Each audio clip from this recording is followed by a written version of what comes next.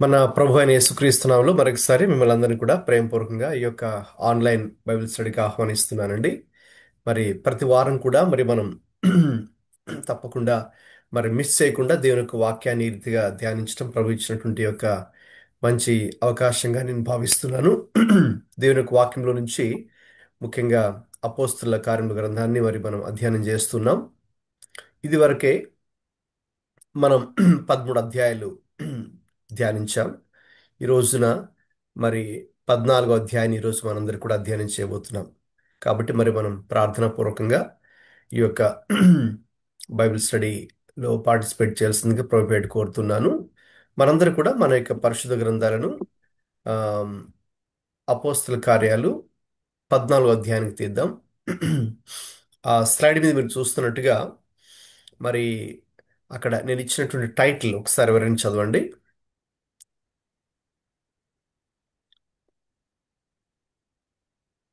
Turning towards the living God. Yes, ఈ 14వ అధ్యాయంలో మనం ముఖ్యంగా చూసేటటువంటి ఆ, ప్రాముఖ్యమైనటువంటి అంశం ఏంటి అంటే turning towards the living God.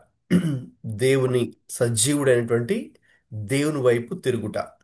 So అంటే ఏ రీతిగా ఆ రోజుల్లో ప్రజలు మరి తమ యొక్క అన్ని రకాల విషయాలను మార్గాలను విడిచిపెట్టి వారు దేవుని వైపు తిరిగారో ఈరోజు మనము అధ్యయనం చేయబోతున్నాం. ఈ టాపిక్ మనం ఎక్కడి నుంచి ఈ యొక్క టాపిక్ని తీసుకున్నామో ఆ వచనాన్ని ఇప్పుడు మనం చదువుకుందాం. 15వ వచనం చదవండి. అపోస్తుల కార్యాలు 14:15.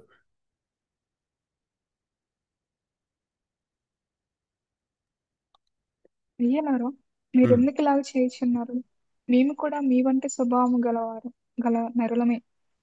మీరు ఈ వ్యర్థమైన వాటిని విడిచిపెట్టి ఆకాశంను, భూమిని, సముద్రమును, వాటిలో ఉండి సమస్తమును సృజించిన జీవము గల దేవుని వైపు తిరగవలనని మీకు సువార్త ప్రకటించుచున్నాము. ఆ, చాలు. ఇక్కడ గమనించండి, ఆ రోజుల్లో మరి ఆ అపోస్తలుడైన పౌలు బర్నబా వారు ఆ యొక్క మొదటి సువార్త దండయాత్ర, ఫస్ట్ మిషనరీ జర్నీ అని పిలుస్తాం. సో అక్కడ అనేక ప్రాంతాలకు వాళ్ళు వెళ్తూ అక్కడ వారికి సువార్త ప్రకటిస్తున్నప్పుడు చెప్పినటువంటి మాటలు. సో వారు చెప్పినటువంటి మాటలు ఏంటంటే, మరి మీరు ఈ వ్యర్థమైన వాటిని విడిచిపెట్టి, అంటే వారు అప్పటిదాకా సజీవుడైన దేవుణ్ణి ఆరాధించకుండా ఉన్నారు. వేటి వేటినో దేవుణ్ణని దేవతలని వాళ్ళు భావించి పూజిస్తూ ఉన్నారు. అయితే వాటిని అన్ని విడిచిపెట్టి ఆకాశమును, భూమిని, సముద్రాన్ని, వాటిలో ఉండే సమస్తమును సృజించినటువంటి జీవము గల దేవుని వైపు తిరగవల్లని మీకు సువార్త ప్రకటిస్తున్నాము. కాబట్టి ఆ, పౌలు బర్నబా ప్రకటించినటువంటి ఆ సువార్త ఆ రోజున ప్రజలకు ఒక స్పష్టతను అనుగ్రహించి, ఇదిగో మీరు ఇప్పుడు సృష్టిని పూజించటం మాని, లేక వ్యర్థమైనటువంటి వాటిని పూజించటం మాని, ఇప్పుడు సజీవుడైనటువంటి దేవుడు లేక సృష్టికర్త అయినటువంటి దేవుడు ఎవరైతే ఉన్నారో ఆయన వైపు మీరు తిరగాలి అని మీకు సువార్త ప్రకటిస్తున్నాము అని వారు ప్రకటించారు. వారు చెప్పినట్లుగానే ఆ రోజుల్లో అనేక మంది వ్యర్థమైన వాటిని విడిచిపెట్టి సజీవుడైన నిజమైన దేవుడైనటువంటి సృష్టికర్త వైపు తిరిగారు. సో కాబట్టి దేవుడు చేసిన అది గొప్ప కార్యం. కాబట్టి ఈ యొక్క వచనంలో నుంచే మనం ఈ యొక్క టాపిక్ని తీసుకోవడం జరిగింది. Turning towards the living God, సజీవుడైన దేవుడి వైపు తిరగడం. ఓకే, ఈ అధ్యాయాన్ని 14వ అధ్యాయం కనుక చూస్తే 28 వచనాలు ఉన్నాయి. Total 28 verses are there. ఈ 28 వచనాల్లో మనం వీటిని సులువుగా అర్థం చేసుకోవడం కోసం ఇక్కడ 4 సెక్షన్స్గా మనం దీన్ని డివైడ్ చేద్దాం. ఈ యొక్క 28 వర్సెస్ని మనం సులువుగా అర్థం చేసుకోవడం కోసం ఈ అధ్యాయాన్ని మనం విభజిస్తే 4 థింగ్స్. Okay, right. ఫస్ట్ ఎవరైనా చదవండి. ఫస్ట్ టాపిక్ ఏంటి? The mission continues in Iconium. Okay, so ఐకోనియా అనే ప్రాంతంలో ఏ రీతిగా దేవుని యొక్క పరిచర్య జరిగిందో, ఈకోనియా అనే ప్రాంతంలో ఏ రీతిగా దేవుని పరిచర్య జరిగిందో మొదటి 7 వచనాలు చూడబోతున్నాం. రెండవది, ద మిరాకిల్ ఎట్ లిస్ట్రా. ఓకే, లుస్త్రా అనే ప్రాంతంలో దేవుడు చేసినటువంటి అద్భుతం ఏంటి? 8 నుంచి 18 దాకా చూడబోతున్నాం. మూడవది.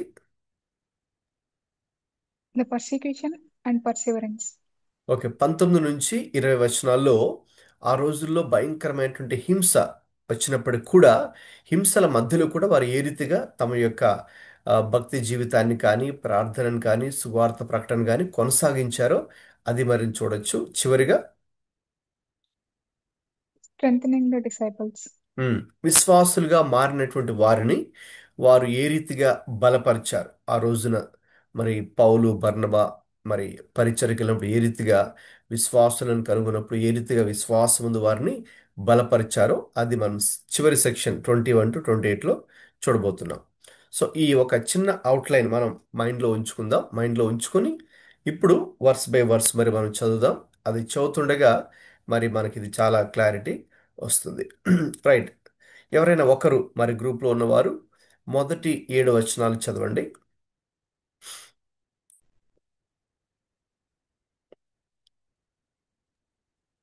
అపోస్తుల కార్యాలు 14వ అధ్యాయం మొదటి 7 వచనాలు చదవండి. ఈకొని ఈకొనియా ఈకొనియాలో జరిగినదేమనగా, వారు కూడి యూదుల సమాజ మందిరములో ప్రవేశించి తేటగా బోధించినందున అనేకులు యూదులను గ్రీసు దేశస్థులను విశ్వసించిరి. అయితే అవిధేయులైన యూదులు అన్యజనులను పురికొలిపి వారి మనస్సులలో సహోదరుల మీద పగ పుట్టించిరి. కాబట్టి వారు ప్రభువును అనుకుని ధైర్యముగా మాటలాడుచు అక్కడ బహుకాలము గడిపిరి. ప్రభువు వారి చేత సూచక క్రియలను అద్భుతములను చేయించి తన కృపా వాక్యమునకు సాక్ష్యమిప్పించుచుండెను. ఆ పట్టణపు జనసమూహములో భేదములు పుట్టగా, కొందరు యూదుల పక్షముగాను కొందరు అపోస్తలుల పక్షముగాను ఉండిరి. మరియు అన్యజనులను యూదులను తమ అధికారులతో కలిసి వారి మీద పడి వారిని అవమానపరిచి రాళ్లు రువ్వి చంపవలెనని ఉండిరి. వారా సంగతి తెలుసుకొని లుకయేనియాలోని పట్టణములగు లుస్త్రకును దెర్బేకును చుట్టుపట్లనున్న ప్రదేశమునకును పారిపోయి అక్కడ సువార్త ప్రకటించుచుండిరి. లుస్త్రాలో బలహీన పాదములు గల ఒకడుండెను. ఆ, చాలు. అతడు రైట్. ఆ, ఓకే, మొదటి 7 వచనాలు. సో ఇక్కడ మనం చూస్తున్నట్టుగా ఆ, ఈకోనియా అనే ప్రాంతంలో దేవుని యొక్క సువార్త కొనసాగుతుంది. The mission continues in Iconium. మరి లాస్ట్ వీక్ మనం 13 అధ్యాయం చదివాం కదా. సో ఆ 13 అధ్యాయంలో మనం చూసినప్పుడు, ఓకే, మీకు జస్ట్ ఒకవేళ మర్చిపోయి ఉంటే అక్కడ 13 అధ్యాయంలో మరి మనం చూస్తాం అక్కడ అంత్యొకయ అనే ప్రాంతంలో ఉన్నటువంటి సంఘంలోని వారు ప్రార్థన చేస్తున్నప్పుడు అప్పుడు దేవుడే మరి అక్కడ మరి పౌలుని అలాగే బర్నబాని దేవుని యొక్క సేవ కొరకు పంపించమని వారిని ప్రేరేపించినప్పుడు వారు ఉపవాసం ఉండి ప్రార్థిస్తుండగా ఆ రీతిగా మరి పౌలు అలాగే బర్నబా దేవుని యొక్క సేవ చేయడానికి వారు బయలుదేరడం మనం చూస్తాం. ఆ రీతిగా వాళ్ళు బయలుదేరి అనేక ప్రాంతాలకు వెళ్తూ ఉన్నారు. అనేక ప్రాంతాలకు వెళ్తుండగా వెళ్ళి అక్కడ వారికి సువార్త ప్రకటిస్తూ ఉన్నారు. ఒకవైపు యూదులను కలుసుకొని వారికి సువార్త ప్రకటిస్తున్నారు. మరొక వైపు అన్యుల యొద్దకు కూడా వెళ్తున్నారు. వారికి కూడా నిజమైనటువంటి దేవుడు ఎవరో వారిని పరిచయం చేస్తూ ఉన్నారు. ఇంకా అలాగే వారు వెళ్ళి సువార్త చేస్తూ ఉండగా, వాక్యాన్ని బోధిస్తుండగా దేవుడు కూడా వారి మధ్యలో కొన్ని అద్భుతాలను కూడా దేవుడు చేయడము ప్రారంభించారు. అలాగా మనకు యాక్చువల్గా 13th చాప్టర్లో ఇది స్టార్ట్ అయింది, ఫస్ట్ మిషనరీ జర్నీ. ఇంకా 14 కూడా ఇది దానికి కంటిన్యూషన్ అంతే. 13 అధ్యాయానికి ఇది కొనసాగింపు. సో ఈ కొనసాగింపులో భాగంగా మరి ఈ కొనియా మరి అనే ప్రాంతంలో వారు వెళ్ళినప్పుడు యూదుల సమాజ మందిరానికి వారు వెళ్ళారు. వెళ్ళినప్పుడు అక్కడ చూడండి, తేటగా వారికి వీరు బోధించారంట. తేటగా వారికి బోధించారు. Okay, so very effectively okay వారు సువార్తను అటు యూదులకు ప్రకటించారు. సో ముఖ్యంగా ఆ, పౌలు బర్నబా ఇంకా తర్వాత మరి రెండో మిషనరీ సువార్త యాత్రలో చాలా మంది కూడా జాయిన్ అవుతారు. సో అలాగా మరి అక్కడ వాళ్ళు వెళ్తున్నప్పుడు ముఖ్యంగా యూదులకి ఎప్పుడైతే యూదుల దగ్గరికి వెళ్ళారో అక్కడ మరి వారికి ధర్మశాస్త్రాన్ని ఆధారం చేసుకొని సువార్తను వాళ్ళకి చెప్పడం జరిగింది. ఎందుకంటే సాధారణంగా యూదులకు మరి మామూలుగా వారు చెప్తే వారు వినరు. సో యేసుక్రీస్తు ప్రభువే మెస్సయ్య అని మనం మామూలుగా చెప్తే వారు వినరు కాబట్టి వారికి ధర్మశాస్త్రాన్ని బేస్ చేసుకుని ఆధారం చేసుకొని మరి పౌలు ఏం చేస్తూ వచ్చాడంటే యూదులకు ఆ రీతిగా సువార్త ప్రకటిస్తూ వచ్చారు. మనం తర్వాత కూడా మనం చూస్తాం చాలా స్పష్టంగా ఏసే క్రీస్తై ఉన్నాడు అంటే ఈ లోకంలోకి ఒక మనిషిగా దిగి వచ్చినటువంటి ఆ యేసు ఎవరు కాదు, ఆయనే మనందరూ ఎదురు చూస్తున్నటువంటి క్రీస్తు లేక రక్షకుడు, మెస్సయ, అభిషిక్తుడు ఆయనే, లేక మనలను విడిపించే దేవుడు ఆయనే, మరి ఎవరో కాదు. మీరు ఆయన్ని గుర్తించాలి, ఇది గ్రహించాలి, ఇదే సువార్త. దేవుడు మీకు అవకాశం ఇస్తున్నాడు, దీన్ని సద్వినియోగపరుచుకోండి అని ఆయన వారికి చాలా ఆ, తేటగా లేక చాలా స్పష్టంగా, చాలా ప్రభావవంతంగా, చాలా ఎఫెక్టివ్గా, విత్ క్లారిటీతో వారు అక్కడ వారికి సువార్తను ప్రకటించడం జరుగుతుంది. అయితే కాబట్టి ఈ మొదటి 2 వచనాల్లో మనం చూస్తున్నది ఏమిటంటే ఫెయిత్ఫుల్ ప్రీచింగ్ డెస్పైట్ అపోజిషన్. వ్యతిరేకత ఉన్నప్పటికీ కూడా వీరైతే నమ్మకంగా, స్పష్టంగా, ఎక్కడికి వెళ్ళినా సరే, ఎవరి మధ్యకి వెళ్ళినా సరే, ఏ ఊరికి వెళ్ళినా సరే, ఏ ప్రాంతానికి వెళ్ళినా సరే సువార్తను వారు బోధిస్తూ ఉన్నారు. అయితే ఎప్పుడైతే వాళ్ళు అలా చేస్తున్నారో ఏం జరిగింది? ఇక్కడ మనం చూస్తున్నట్టుగా మరి కొంతమంది యూదులు అంటే ఎవరైతే ఈ సువార్త యందు విశ్వాసం ఉంచలేదో యూదులు, వారు ఏం చేస్తారంటే ఇక అక్కడ సమస్యను సృష్టించాలని వారు అక్కడ ఉన్నటువంటి మిగతా వారిని పురికొల్పుతున్నారు. అన్ని జనులు కూడా పురికొల్పి వారి మనస్సుల్లో ఏం చేస్తున్నారు? సహోదరుల మీద పగ పుట్టించరి. అంటే ఒక విధంగా యూదుల్లో అంటే కొంతమంది విశ్వసించారు, మరి కొంతమంది విశ్వసించలేదు. ఆ విశ్వసించని వారు ఏం చేశారు?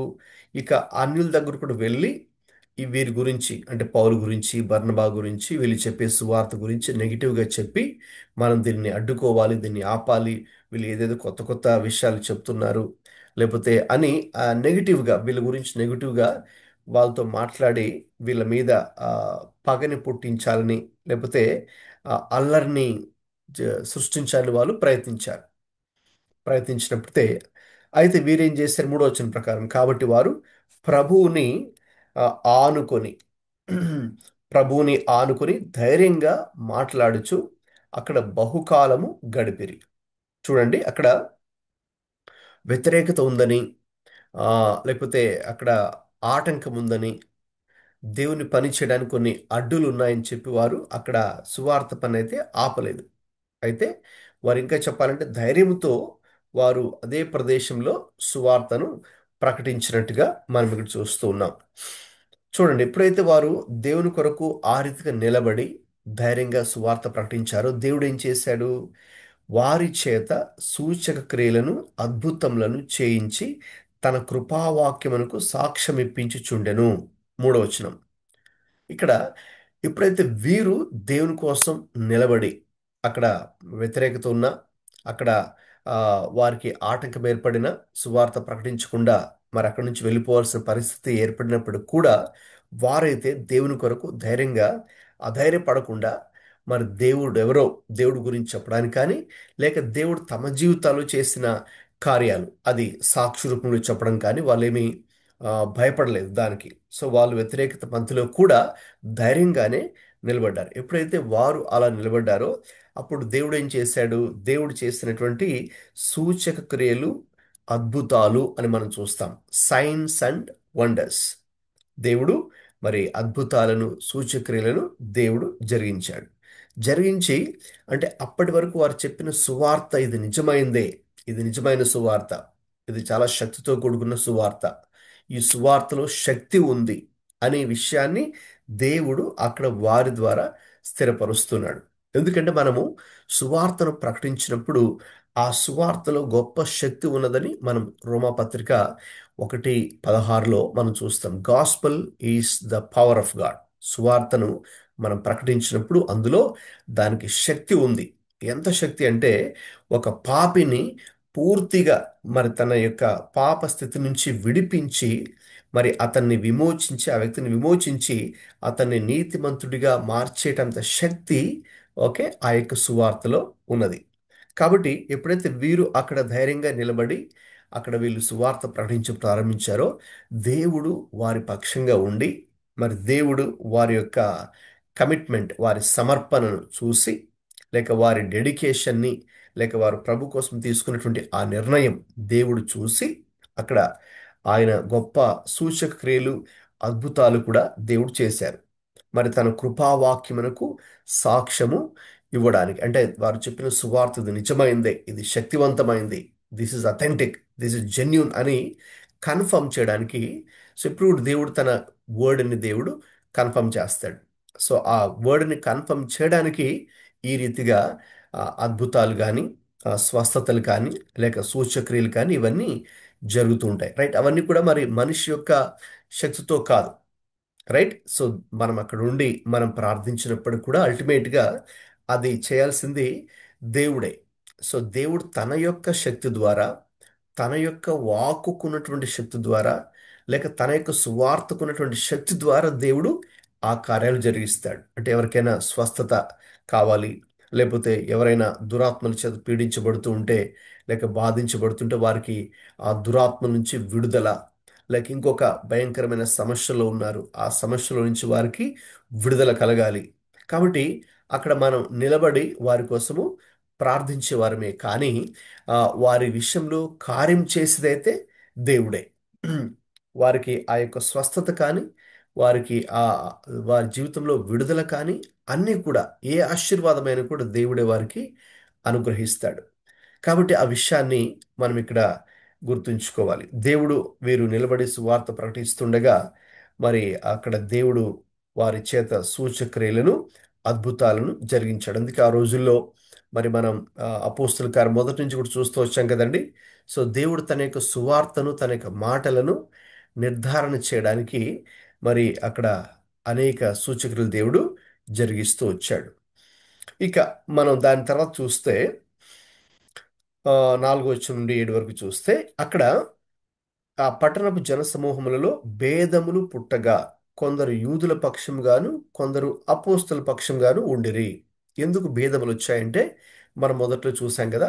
సో కొంతమంది ఎవరైతే విశ్వసించలేదో సువార్త యందు వారు ఏం చేశారు, వారు అన్యులను కూడా ప్రేరేపించి ఆమ్, ఈ సహోదరుల మీద పగ పుట్టించడం చదివాం కదా. అంటే పౌలు మీద బర్నబా మీద నెగిటివ్గా మాట్లాడి వాళ్ళు చెప్పే సువార్త మీరు నమ్మకండి అని అది ఇది అని వాళ్ళు ఏదో చెప్తున్నారని లేనిపోని విషయాలు నెగిటివ్గా వీరి గురించి వారికి చెప్పడం వల్ల మరి కొంతమంది అందరూ కూడా ఆ, అందరికీ కూడా గ్రహింపు ఉండదు కదండి. మరి కాబట్టి ఏమవుతుంది, సాధారణంగా కొంతమంది ఎవరైతే చెప్తే అది నమ్మే వాళ్ళు ఉంటారు. సో కాబట్టి అలాంటి వాళ్ళు ఎక్కువ మంది కూడా ఉంటారు మన సమాజంలో. కాబట్టి అక్కడ వాళ్ళు వీళ్ళు చెప్పిన మాటలు నమ్మి వాళ్ళ పక్షంగా నిలబడిన వాళ్ళు కొంతమంది ఉన్నారు. అయితే అపోస్తలు చెప్పిన సువార్త అది నిజమైంది, రైట్. సో వారు మంచి పని చేస్తున్నారు, లేకపోతే వాళ్ళు చెప్పింది కరెక్టే కాబట్టి మేము వాళ్ళకి సపోర్ట్ చేస్తాం, వాళ్ళకు వాళ్ళ పక్షంగా నిలబడతాం అన్న వాళ్ళు కొంతమంది ఉన్నారు అక్కడ. అందుకే సో ఒక విధంగా చెప్పాలి, రెండు గుంపులుగా, టూ గ్రూప్స్గా అక్కడ డివిజన్ అనేది ఏర్పడినట్టుగా మనం చూస్తున్నాం.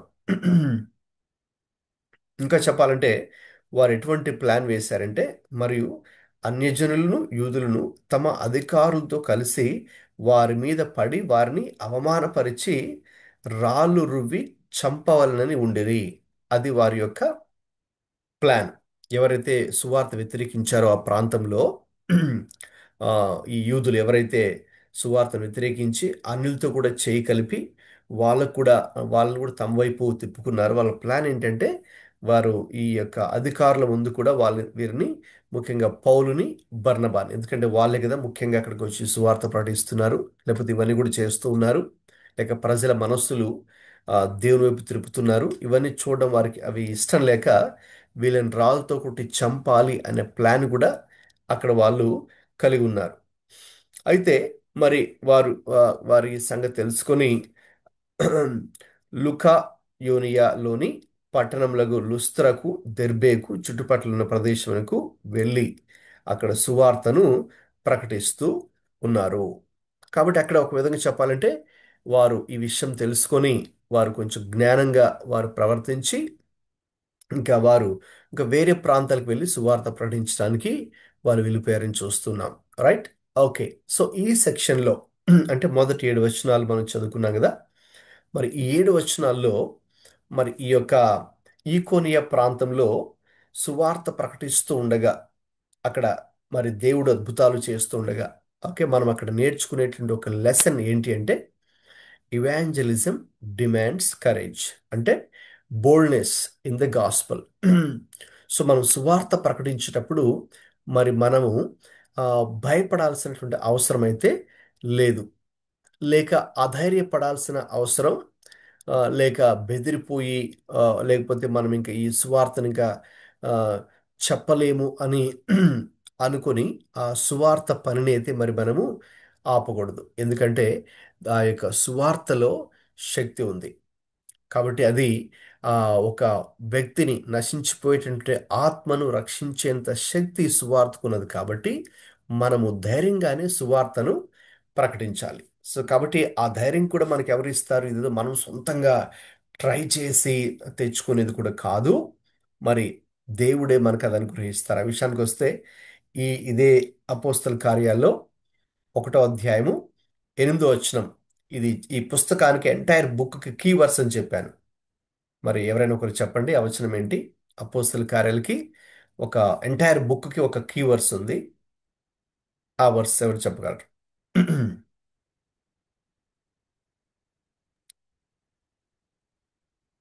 ఆయనలో పరిశుద్ధాత్మ మీ మీదకి వచ్చినప్పుడు మీరు ఉమ్, శక్తిని పొందెదరు. ఉమ్, కనుక మీరు యెరూషలేములోను యూదయ సమరయ దేశముల యందంతటను బూదిగంతముల వరకు నాకు సాక్షులైందరు. రైట్. ఆ వచనం ఎక్కడుందమ్మా రెఫరెన్స్? యాక్ట్స్ 1:8. ఆ, అపోస్తల కార్యాలు 1వ అధ్యాయం 8వ వచనం అనేది అందరు కూడా మీరు గుర్తుంచుకోండి. వీలైతే మీరు దాన్ని ఇంకా మెమరైజ్ కూడా చేయొచ్చు. అది ఈ ఎంటైర్ బుక్కి కీవర్డ్స్ అనమాట. సో కాబట్టి ఇప్పుడు ఈ ధైర్యం గురించి నేను చెప్తున్నాను కదా, సువార్త ప్రకటించినప్పుడు మనకు ధైర్యం కావాలని. సో నేను చెప్పినట్టుగా ఈ ధైర్యము ఇదేదో మనము సొంతంగా ప్రయత్నించి ట్రై చేసేది కాదు. అక్కడ పరిశుద్ధాత్మ మీ మీదకి వచ్చినప్పుడు మీరు శక్తిని పొందెదరు. కాబట్టి అప్పుడు ఆ యొక్క శక్తే మనకు ధైర్యాన్ని కూడా ఇస్తుంది. ఎందుకంటే దేవుడు మనకు ఆ, పిరికితనము గల ఆత్మని ఇయ్యలేదు, కానీ 1 తిమోతి 1:7 ఉంటుంది. పిరికితనము గల ఆత్మను దేవుడు మనకు ఇయ్యలేదంట. సో కాబట్టి మన దేవుడు మరేంటి, ధైర్యం గల ఆత్మను దేవుడే మనకు ఇచ్చాడని ఉంటుంది. అంటే దేవుడే మనకు ఆ ధైర్యాన్ని కూడా ఇవ్వాలి.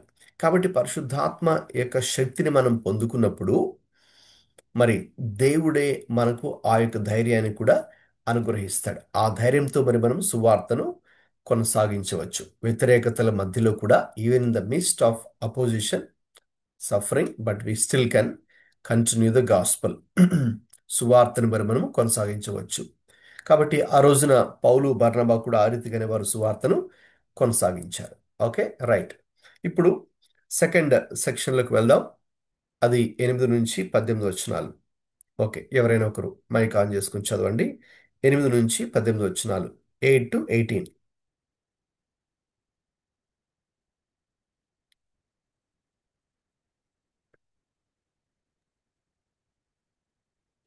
బలహీన పాదములు గల ఒకడుండెను.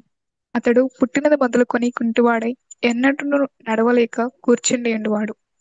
అతడు పౌలు మాట్లాడుట వినెను. పౌలు అతని వైపు తేరి చూచి స్వస్థత పొందుటకు అతనికి విశ్వాసం ఉండెనని గ్రహించి, నీ పాదములు మోపి సరిగా నిలువుమని బిగ్గరగా చెప్పినప్పుడు అతడు గంతులు వేసి నడవసాగాను. జనసమూహము పౌలు చేసిన దానిని చూచి లుకయోన్య భాషలో, దేవతలు మనుష్య రూపము దాల్చి మన యొద్దకు దిగివచ్చి వాక్కు యూపతి అనియు, పౌలు ముఖ్య ప్రసంగి అయినందున అతనికి హెర్మే అనియు పేరు పెట్టారు. పట్టణంలో ఎదురుగా ఉన్న యూపతి యొక్క పూజారి ఎడ్లను పూదండలను ద్వారముల యొద్దకు తీసుకుని వచ్చి సమూహంతో కలిసి బలి అర్పింపవలనని ఉండెను. అపోస్తలులైన బర్నబాయు పౌలును ఈ సంగతి విని తమ వస్త్రములు చించుకొని సమూహంలోనికి చొరబడి, "ప్రియులారా, మీరు ఎందుకు మంచి మేము కూడా మీ వంటి స్వభావం స్వభావములు మీరు ఈ విధమైన భూమిని దేవుని వైపు తిరగడం మీకు సువార్త ప్రకటించుచున్నాము. గతకాలములో సమస్త జనులను తమ మార్గం అయినను ఆయన ఆకాశం నుండి బలవంతముడైన ఋతువులను దయచేసి ఆహారంలో ఉల్లాసముతో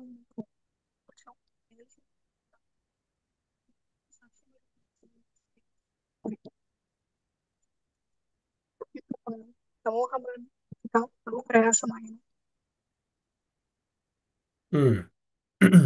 రైట్. ఓకే. 8 to 18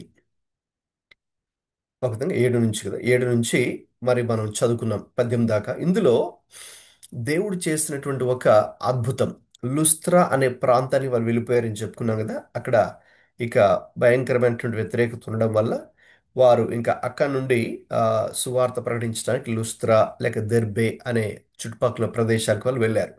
వెళ్ళినప్పుడు ఆ లుస్త్రా అనే ప్రాంతంలో ఉన్నప్పుడు దేవుడు చేసిన అద్భుతం ఏంటంటే, బలహీనమైన పాదాలు గల ఒకడు ఉన్నాడు. వాడు పుట్టినది మొదలుకొని కుంటివాడై నడవలేక కూర్చుని ఉన్నాడు. అంటే పుట్టినది మొదలుకొని వాడు కుంటివాడిగా ఉన్నాడు, నడవలేనటువంటి స్థితిలో వాడు కూర్చుండి ఉన్నాడు. మరి అతడు ఏం చేస్తున్నాడు?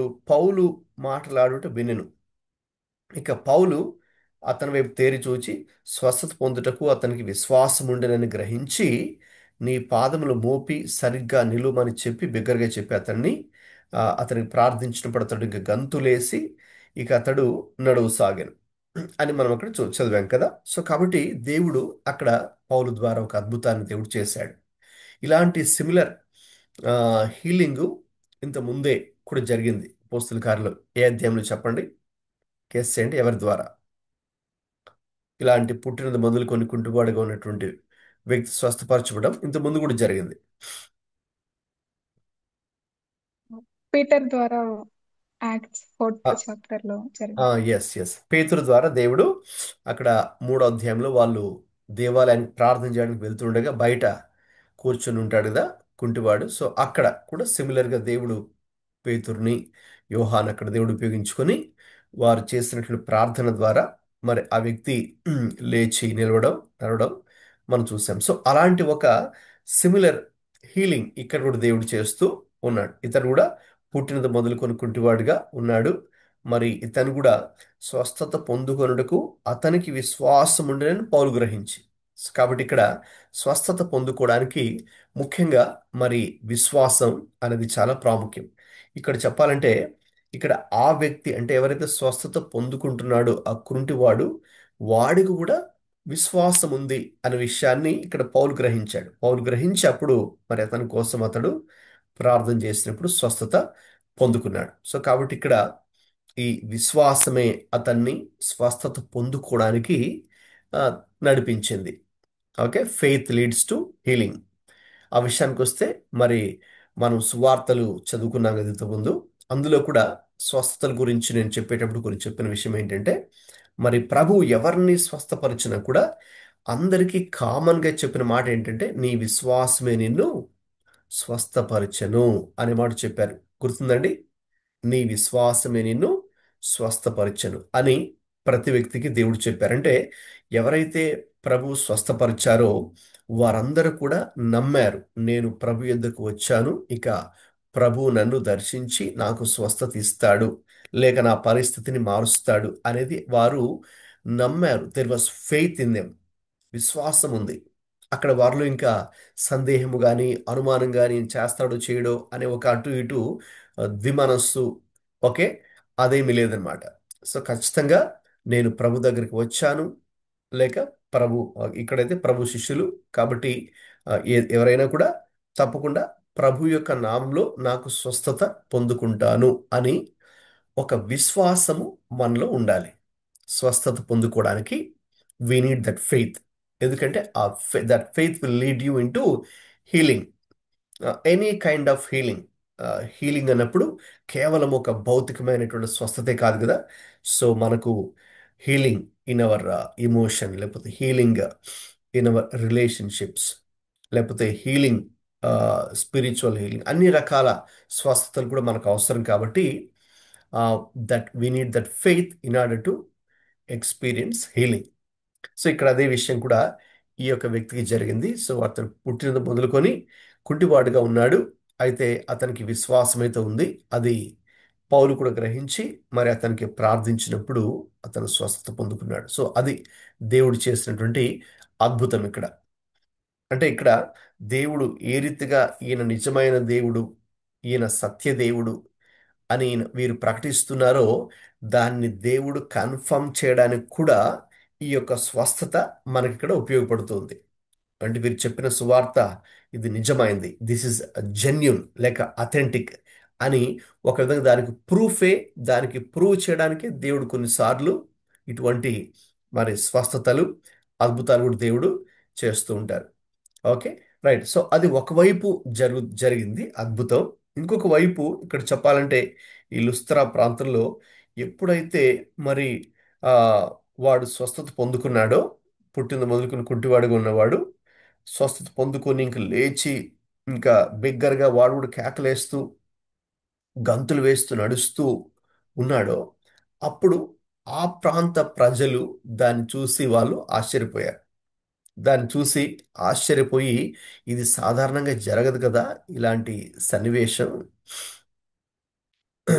మరి ఇది ఎలా జరిగింది, ఇది ఎలా జరుగుతుంది, ఇది ఇలా జరిగింది అంటే ఖచ్చితంగా వీళ్ళు మామూలు మనుషులు కాదు. ఈ పౌలు బర్నబా ఎవరైతే వచ్చి అక్కడ సువార్త చెప్పి ప్రార్థన చేశారో, అమ్మో వీళ్ళు మామూలు మనుషులు కాదు, ఎందుకంటే మనుషులు ఇది ఎవరు చేయలేరు కదా, కాబట్టి ఖచ్చితంగా దేవతలే దిగి వచ్చి, దేవుళ్ళే దిగి వచ్చి ఇలా చేశారు, కాబట్టి వీళ్ళు మనుషులు కాదు, కాబట్టి మనం వీళ్ళని ఆరాధించాలి, మనం ఇంకా వీళ్ళే దేవుళ్ళు అని వాళ్ళు అనుకున్నారు. ఎందుకంటే వాళ్ళకి సువార్త అంటే తెలియదు, లేకపోతే ఆ, ఓకేనా, ఒక మనిషిని మనము పూజించకూడదు, మనిషిని ఆరాధించకూడదు అనేది వాళ్ళకి తెలియదు. సాధారణంగా అమ్మో వీరి ద్వారా ఈ కార్యాలు జరిగాయంటే తప్పకుండా వీరిలో ఆ దైవిక శక్తి ఉంది, అంటే ఖచ్చితంగా అసలు వీళ్ళే దేవుళ్ళు అని అనుకున్నారు. అనుకొని చూడండి వాళ్ళు ఏం చేస్తున్నారో, ఆ ప్రాంతంలో ఉన్నటువంటి వాళ్ళు ఇంకా దేవతలే మనుషుల రూపం తాల్చి మన దగ్గరకు వచ్చారు కాబట్టి ఇంకా మనం వాళ్ళని ఆరాధించాలని చెప్పి, ఇంకా చెప్పాలంటే ఆ, ఈ బర్నబాకి పౌలుకి వాళ్ళు అనుకున్న దేవతల పేర్లు పెట్టేశారు. బృహస్పతి అని ఆ, ద్విపతి అని బర్నబాకు పెట్టారు. హెర్మే అనే పేరు పౌలుకు పెట్టారు. అంటే ఆ దేవుళ్ళ పేర్లు, వాళ్ళు పూజించే దేవుళ్ళ పేర్లు పెట్టి ఇంకా ఆ దేవుళ్ళు దిగొచ్చేసారు వీళ్ళు.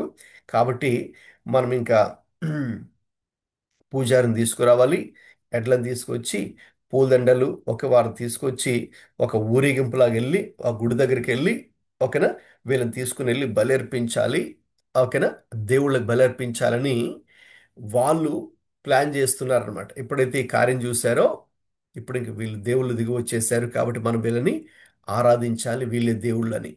ఓకే, కాబట్టి చూడండి మనుషులు ఆ రీతిగా ఉంటారు కదండి. ఏదైనా ఎవరి ద్వారా ఏదైనా గొప్ప కార్యం జరిగితే సో అది మనుషులకే ఆపాదించి అది వారిలోని గొప్పతనాన్ని బట్టి జరిగింది అని అనుకుంటారు. వాస్తవంగా అయితే అది కాదు. ఆ, దేవుడు అక్కడ కార్యం చేసి, అంటే ఎవరినైనా దేవుడు ఉపయోగించుకోగలడు, ఎవరినైనా కూడా దేవుడు ఉపయోగించుకొని దేవుడు అల్టిమేట్గా కార్యం చేసే దేవుడు, మనుషులు కాదు. సో కాబట్టి మనము ఆ క్రెడిట్ని, ఆ ఘనతను, ఆ మహిమను మనం తీసుకోకూడదు. రైట్. ఇంకా చెప్పాలంటే ఆ మహిమను మనం దేవుడి దగ్గర నుంచి దొంగలించకూడదు. ఆ మహిమను దేవుడికే మరి మనము చెల్లించాలి. అయితే కాబట్టి ఇక్కడ చాలా స్పష్టంగా అది మనకు అనిపిస్తుంది. పౌలు విషయంలో కానీ బర్నబా విషయంలో ఎప్పుడైతే వీళ్ళు ఇలా చేయబోతున్నారు అని పౌలు విన్నాడు, పౌలు తెలిసిందో, పౌలు బర్నబా ఇంకా చెప్పాలంటే వాళ్ళు తమ వస్త్రాలని చించుకున్నారు. వస్త్రాలు చించుకొని సమూహంలోకి వెళ్ళిపోయి, అంటే ఎందుకంటే చూడండి అసలు మేము మనుషులు, ఓకేనా, ఆ, ఇది ఎందుకు ఆ వస్త్రాలు ఎందుకు చించాడంటే దేవుడికి చెల్లించవలసిన మహిమ దేవుడికే చెల్లించాలి. అది ఇంకా మేము దాన్ని తీసుకోకూడదు. ఇక్కడ మేము దేవుళ్ళమని మేము అయిపోకూడదు. ఓకే, మీరు మమ్మల్ని పొగుడుతూ ఉంటే లేక మీరు మమ్మల్ని ఇలాగా ఊరేగింపుగా తీసుకెళ్ళి దేవుళ్ళుగా చేస్తే అది తప్పు, మేము దాన్ని యాక్సెప్ట్ చేయము అని దాని గుర్తుగానే వాళ్ళ బట్టలు కూడా చించుకొని వాళ్ళ మధ్యలోనే ఇంక వెళ్ళి మీరు ఎందుకు ఇలా చేస్తున్నారు, మేము కూడా చూడండి 15 వచనంలో మీ స్వభావం వంటి స్వభావం గల నరులమే, మేము కూడా మనుషులే. రైట్ అంటే కాబట్టి ఎవరైనా సరే, ఈవెన్ దేవుని సేవ చేసేవారు, దేవుని యొక్క వాక్యాన్ని బోధించేవారు, లేకపోతే వారికి ఏ ఆ, వరాలు తలాంతులు ఏవైనా ఉండొచ్చు. రైట్ వారు ప్రార్థన చేసినప్పుడు స్వస్థతలు జరగచ్చు. రైట్ అద్భుతాలు జరగచ్చు, ఏదైనా జరగచ్చు. అయినా కూడా at the end of the day చివరికి అందరూ మనుషులే. వీరందరూ దేవుని సేవకులు, దేవుళ్ళు కాదు కదా. వీళ్ళందరూ ఎవరండి? దేవుని సేవకులు, దేవుని ప్రతినిధులు, అంతేకాని దేవుడైతే కాదు కదా. కాబట్టి అది ఇటు దేవుని సేవ చేసేవారు తెలుసుకోవాలి, అలాగే ఎదుటివారు విశ్వాసులు కూడా తెలుసుకోవాలి ఆ విషయం.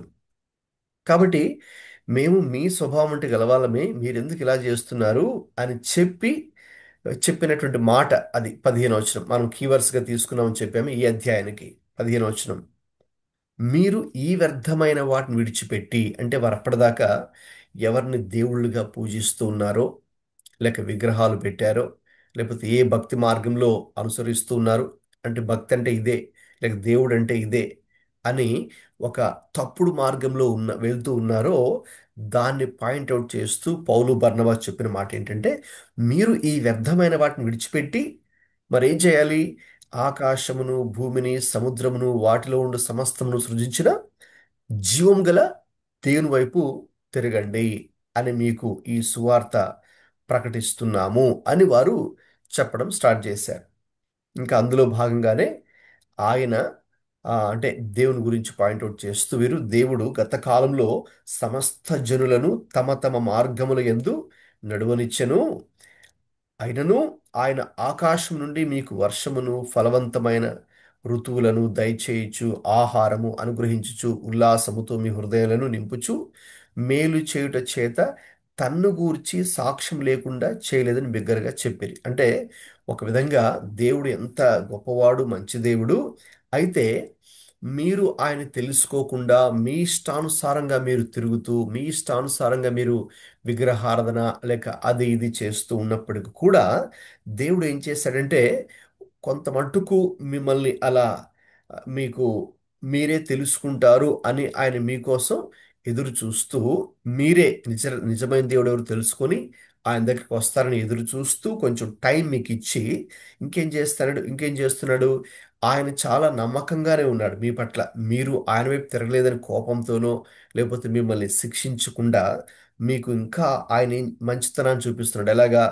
మీకు మరి ఆకాశం నుంచి ఎప్పుడు వర్షం రావాలో ఆ వర్షాకాలంలో, ఆ రైనీ సీజన్లో దేవుడు రైన్ వర్షం కురిపిస్తుండే. ఎందుకంటే వర్షాలు పడకపోతే మనకి పంటలు పండవు. అప్పుడు పంటలు పండకపోతే మనకు తినడానికి ఏమి ఉండదు కదా. కాబట్టి మనం చనిపోతాం. కాబట్టి దేవుడు ఒకవైపు ఎంత గొప్పవాడంటే, మనం నిజమైన దేవుడి వైపు తిరగకున్నప్పటికీ కూడా మన యొక్క సొంత మార్గాలు వెళ్తున్నప్పుడు కూడా మనల్ని ఆయన పెద్ద మనసుతో మనమే తెలుసుకుని గ్రహింపు చేసుకుని నిజమైన దేవుడు తెలుసుకుని అందరికి వస్తామని ఎదురు చూస్తూ, ఈలోపు దేవుడు ఏం చేస్తున్నాడు? మనకు ఏ సీజన్లో దాన్ని దేవుడు మనకి ఇస్తూనే ఉన్నాడు.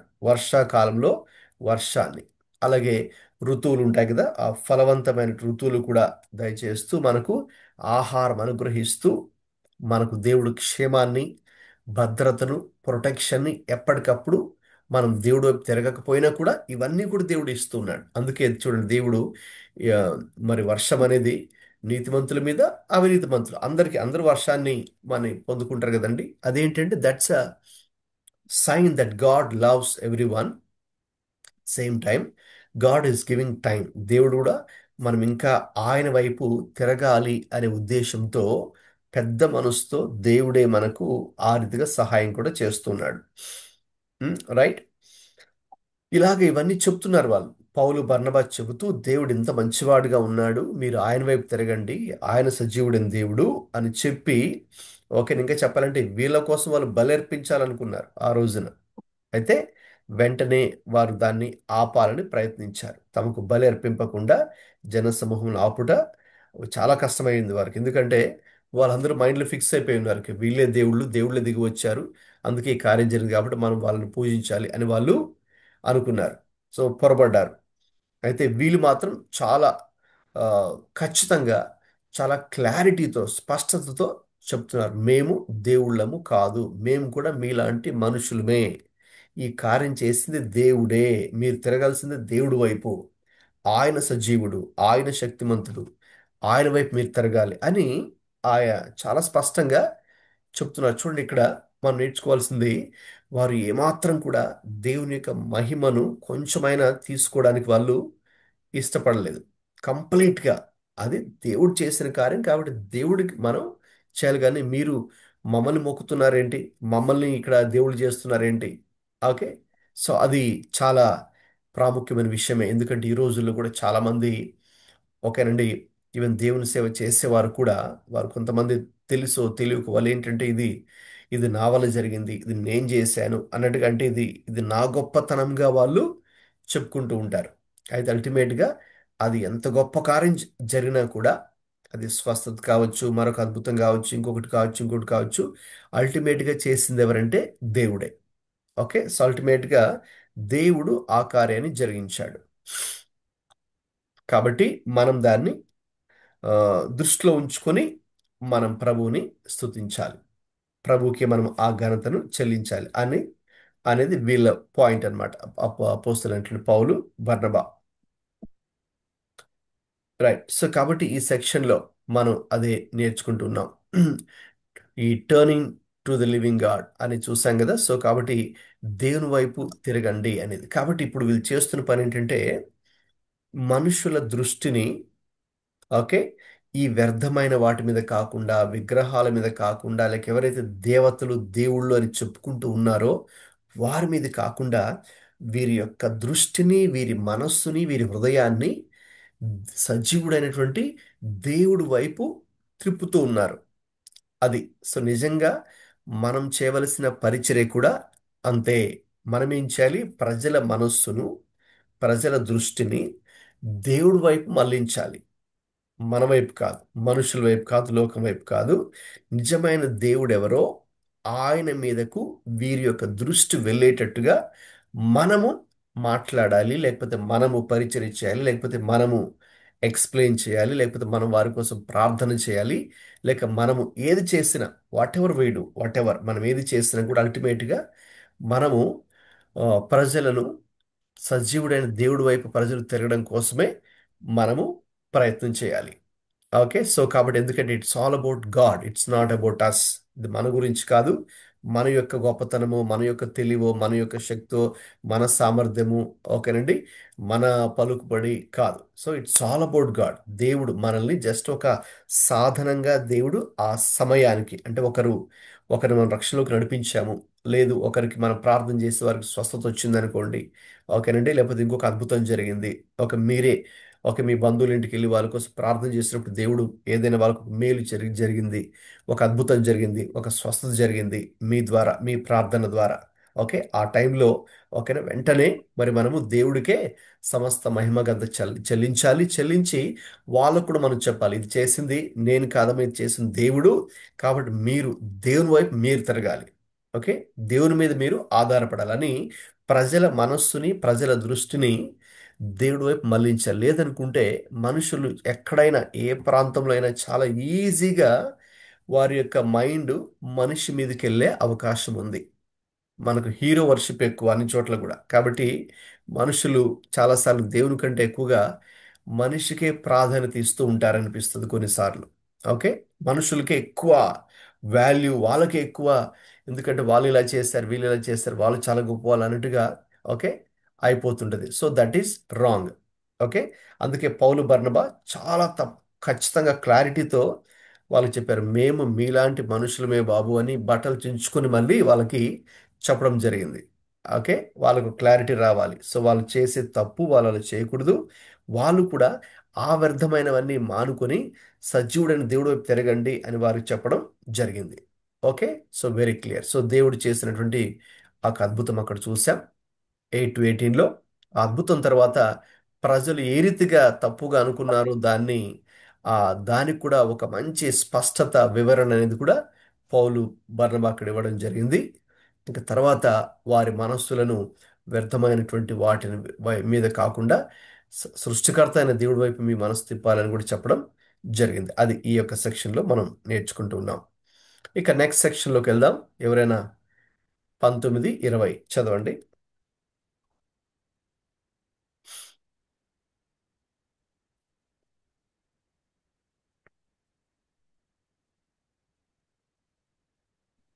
అంతియొకయ నుండి ఇకోనియా నుండి యూదులు వచ్చి జనసమూహములను తమ పక్షముగా చేసుకొని పౌలు మీద రాళ్లు రువ్వి అతడు చనిపోయెనని అనుకొని పట్టణము వేలు పలికి అతనిని ఈడ్చిరి. అయితే శిష్యులు అతని చుట్టూ నిలిచి ఉండగా అతడు లేచి పట్టణములో ప్రవేశించి మరునాడు మరునాడు బర్నబాతో కూడా దెర్బేకు బయలుదేరిపోయాను. ఉమ్, చూడండి ఇక్కడ. ఓకే, ఈ హెడ్డింగ్ ఏంటి చదవండి, పైన heading. The persecution and perseverance. Okay, so ఒకవైపు పర్సిక్యూషన్ అంటే హింస, అంటే ఇక్కడ దేవుని ముఖ్యంగా ఇక్కడ పౌలుని ఇంక వాళ్ళు అనుకున్నట్టుగానే వాళ్ళు ఇక్కడ చేయడానికి ఇంకా చూడండి, ఎప్పుడైతే ఒక విధంగా ఆయన ఆ రీతిగా మాట్లాడారో దాన్ని కూడా వాళ్ళు అర్థం చేసుకోకుండా అతను ఏం చేశారు, ఇక రాళ్లతో కొట్టి చంపాలని, అంటే ఒరిజినల్ ప్లాన్ ఏదైతే ఉందో ఈలోపు యూదులు కొంతమంది ప్లాన్ చేశారు కదా. ఈవెన్ అన్యులను కూడా ప్రేరేపించి తమ వైపు తిప్పుకొని ఇంకా వీళ్ళు ఇలా వదిలేస్తే మనం వీళ్ళు ప్రతి చోట వెళ్తున్నారు చెప్తున్నారు, వీళ్ళ ద్వారా దేవుడు చాలా చాలా మంది మారుతున్నారు, చాలా మంది స్వస్థ పొందుకొని లేకపోతే దేవుడు వైపు తిరుగుతున్నారు, ఇక మన మతంలో నుంచి వేరే మతంలోకి వెళ్ళిపోతున్నారు అని కొంతమంది చాలా మత ఛాందసవాదస్తులు వాదులు ఉంటారు కదండి. సో అటువంటి వారు ఏం చేస్తారంటే ఎప్పుడు కూడా వేరే వాళ్ళని రెచ్చగొడుతూ ఉంటారు, రెచ్చగొట్టే రీతిలో మాట్లాడుతుంటారు. సో అప్పుడు వేరే వాళ్ళ ఎమోషన్స్తో కూడా వీళ్ళు ఇది వాళ్ళని మ్యానిపులేట్ చేసి తమ వైపు కొరికి ఇది మార్చు సపోర్ట్గా చేసి ఇప్పుడు ఏం చేస్తున్నారు, పౌలుని ఆ రీతిగానే రాళ్ళతో కొట్టారు, ఆ, లుస్త్రా అనే ప్రాంతంలో. ఎప్పుడైతే జరిగిందో ఓకే, వాస్తవంగా అక్కడ అతడు చూడండి, పౌలు మీద రాళ్ళు రువ్వి అతడు చనిపోయినని అనుకొని అనుకొని అతను అక్కడ ఆ, వెలుపలికి ఆ, అతన్ని ఈడ్చేశారు. అంటే వాస్తవంగా ఆ, ఇక్కడ చాలా భయంకరంగానే పౌలు హింసించబడ్డాడు, రాళ్ళతో కొట్టారు. అతను ఒక విధంగా చెప్పాలంటే అతను చనిపోయారని కొంతమంది ఓకే దైవజనులు లేక బైబిల్ పండితులు కూడా చెప్తారు. ఒక విధంగా అతడు చనిపోయాడైతే మళ్ళీ దేవుడు తన యొక్క మిషన్ ఇంకా పూర్తిగా అవ్వలేదు కదా. పౌలు దేవుడు ఎందుకు అనుకున్నాడో ఆయన ద్వారా దేవుడు చేయాలనుకున్న కార్యం ఇంకా పూర్తిగా అవ్వలేదు కదా. సో కాబట్టి అందుకే దేవుడు మళ్ళీ ఈయనకి ఇంకొక అవకాశం, జీవించడానికి ఇంకొక అవకాశం దేవుడు ఇచ్చాడని కొంతమంది ఓకే దాని గురించి చెప్తారు. Okay, but what ever it may be, అక్కడ దేవుడైతే మరి ఆయనకు తోడుగా ఉన్నాడని ఖచ్చితంగా మనం చెప్పొచ్చు. ఎందుకంటే 20 వచనంలో అంటే ఆయన్ని చూడండి అంతగా రాళ్ళతో కొట్టి ఇతడిని చనిపోయాడులే అనుకొని మామూలుగా ఎప్పుడు వెళ్తారంటే ఇంకా ఆల్మోస్ట్ అతడు చనిపోయినప్పుడే కదా. ఉమ్. కాబట్టి రాళ్ళు రువ్వి చనిపోయాడు అనుకొని వాళ్ళు అతను బయటికి ఈడ్చేసి వెళ్ళిపోయారు. అయితే ఎప్పుడైతే అలా వెళ్ళిపోయారో అదే టైంలో దేవుడు అతన్ని దర్శించడం ద్వారా అతనికి మళ్ళీ జీవాన్ని ఇవ్వడం ద్వారా అతనికి మళ్ళీ శక్తిని ఇవ్వడం ద్వారా వెంటనే మరి అతడు లేచి కూర్చున్నాడు. అది మ్, ఆశ్చర్యం కదండి, అది ఒక ఆశ్చర్యం. అంటే అంత ముందు జరిగినటువంటి అద్భుతం ఎలా, అదొక ఆశ్చర్యం ఎలాగుందో, పుట్టిన మొదలుకొని కుంటివాడు లేచి నిలబడి నడవడం ఎలాగైతే అద్భుతం అని మెరకల్ అని పిలుస్తున్నామో, ఇది కూడా ఒక మెరకల్, ఇది కూడా ఒక అద్భుతం. ఆల్మోస్ట్ ఆ ఒక విధంగా చెప్పాలంటే చనిపోయిన వ్యక్తి మళ్ళీ తిరిగి లేచి లేచి మళ్ళీ అతడు మామూలుగానే, అది కూడా శిష్యులు అతని చుట్టూ అందరూ నించున్నారు ఆయన చుట్టూ, అతడు లేచి పట్టణంలో ప్రవేశించి మర్నాడు దెబ్బ కూడా వెళ్ళిపోయాడు. అంటే మామూలుగానే లేచి ఆయన నడుచుకుంటూ వెళ్ళిపోయాడు. అది నిజంగా మెరకల్. ఆ పౌలు ఆ పాల్స్ రికవరీ అనేది మాత్రం నిజంగా అదొక అద్భుతం అని మనం చెప్పొచ్చు ఇక్కడ. ఓకే, అయితే దానికి తగినటువంటి మూల్యం కూడా మరి ఆయన చెల్లించవలసి వచ్చింది. ఏంటంటే ఆ మూల్యం సువార్త ప్రకటించినందుకు, రైట్, వారి దగ్గర వ్యతిరేకత, ఓకే, వాళ్ళు అతన్ని హింసించడం, రాళ్ళతో కొట్టడం. Okay, so that's the cost that he needed to pay.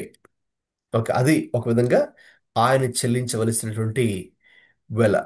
దేవుని వైపు, అందుకే చూడండి, దేవుని వైపు తిరిగినప్పుడు, ఓకేనా, ఆ, మనకు కూడా కొన్నిసార్లు అంటే అఫ్ కోర్స్ మనకు అటువంటి శ్రమలేమి, రాళ్ళతో కొట్టి చంపడం అనేది అటువంటి పెద్ద శ్రమ రాకపోవచ్చేమో, but still we may also face some kind of opposition.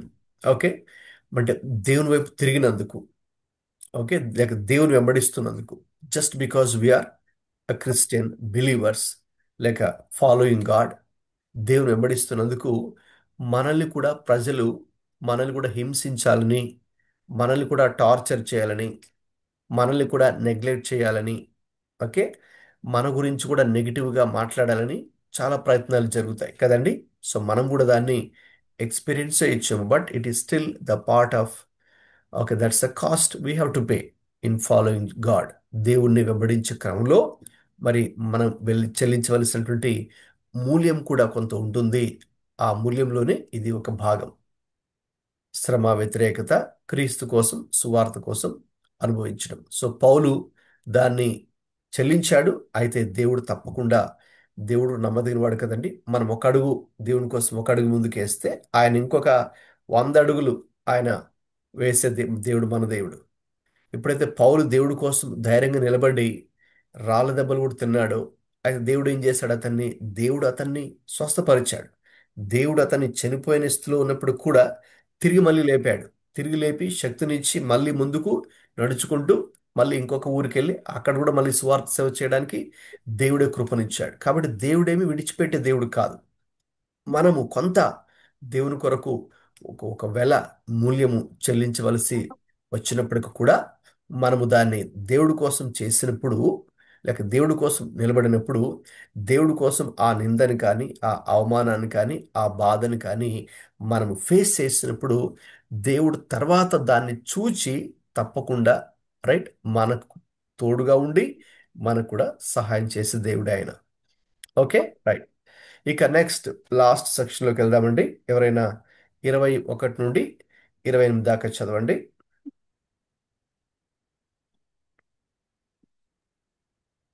వారు ఆ పట్టణంలో సువార్త ప్రకటించి అనేకులను శిష్యులుగా చేసిన తరువాత లుస్త్రాకును, ఇకోనియకును, అంతియొక్కయకును తిరిగి వచ్చి శిష్యుల మనసులను దృఢపరిచి విశ్వాసమందు నిలకడగా ఉండవలననియు అనేక శ్రమలు అనుభవించి మనము దేవుని రాజ్యంలో ప్రవేశింపవలననియు వారిని హెచ్చరించిరి.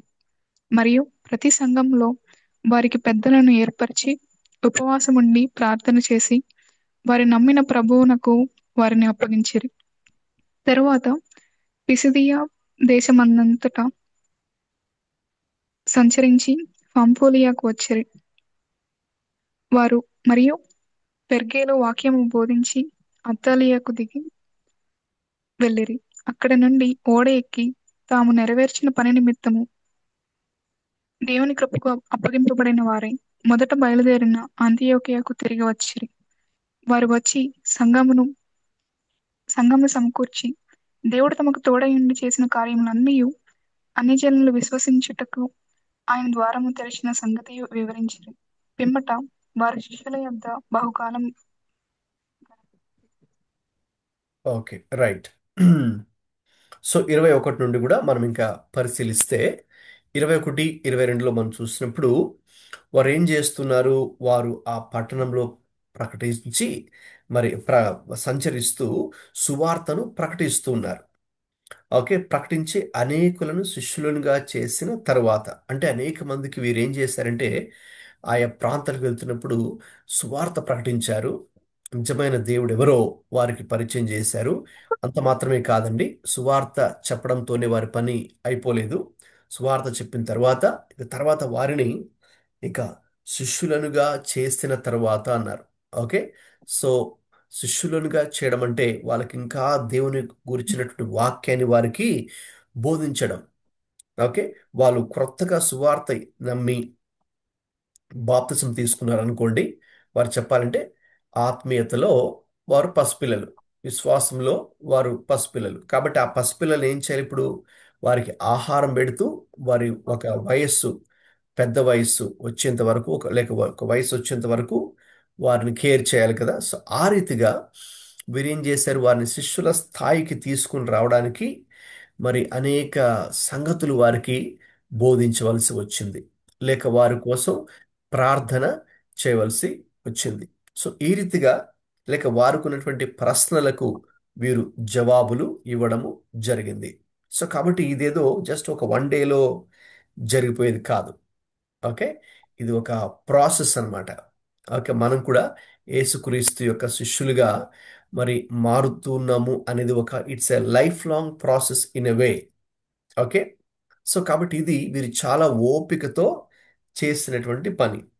సువార్త ప్రకటించడం మాత్రమే కాకుండా అనేకులను అక్కడ శిష్యులుగా వారు తయారు చేస్తూ, ఓకే, ప్రభువుని గురించిన వాక్యాన్ని వారికి బోధిస్తూ, ఓకే, తర్వాత వారి మనస్సులను దృఢపరుస్తూ, ఉమ్, అలాగే విశ్వాసమందు నిలకడగా మీరు ఉండాలి. ఇప్పుడు విశ్వసించారు, ఓకే, ప్రభు నమ్ముకున్నారు, అది మాత్రమే సరిపోదు. సంతోషం, అయితే అది మాత్రమే సరిపోదు.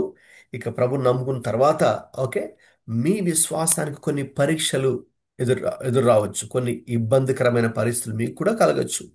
ఇప్పుడు ఎలాగైతే నాకు కలిగాయో ఆ ఊర్లో, లేక ఇంకొక ప్లేస్లో, లేక ఇంకొక పలానా సందర్భంలో నన్ను కూడా ప్రజలు ఎలాగైతే రాళ్ళతో కొట్టారో, లేకపోతే నన్ను వ్యతిరేకించారు, నేను చెప్పే సందేశాన్ని వ్యతిరేకించారో, ఇదంతా ఇదంతా క్రీస్తు కోసమే కదా, ఇదేదో నేను తప్పు చేశానని అని వాళ్ళు శిక్షించట్లేదు. ఇది వీరు దేవుడి గురించి చెబుతున్నారని వాళ్ళు హింసించడం ప్రారంభిస్తున్నారు కదా. కాబట్టి అలాగా మీరు కూడా ఇప్పుడే ప్రభుని తెలుసుకున్నారు, ఇప్పుడే ప్రభుని నమ్ముకున్నారు, విశ్వాసంలో మీరు ఇప్పుడిప్పుడే ఎదుగుతూ ఉన్నారు. అయితే మీరు దీనికి ప్రిపేర్గా ఉండాలి. దేనికంటే కొన్నిసార్లు క్రీస్తు కోసం మరి మనము, అందుకే 22లో ఉంటుంది, అనేక శ్రమలను అనుభవించి మనము దేవుని రాజ్యంలో ప్రవేశింపవలెననియు వారిని హెచ్చరించరి. అక్కడ ఒక ప్రాముఖ్యమైన విషయం ఉంది, గమనించండి. మనం యేసుక్రీస్తు కొరకు జీవిస్తున్నప్పుడు, యేసుక్రీస్తును సువార్తను అంగీకరించిన తర్వాత మనం కూడా ప్రభు కోసం, ఓకే, శ్రమలను అనుభవించవలసి వస్తుంది. ఓకే, అందుకే మనకు 2 తిమోతి 3:12 ఎవరైనా త్వరగా చదువుతారా? 2 తిమోతి 3:12లో ఉన్నటువంటి ఒక వాక్యం, అక్కడ కూడా పౌలు గారు దాని గురించి మాట్లాడారు కాబట్టి చూద్దాం.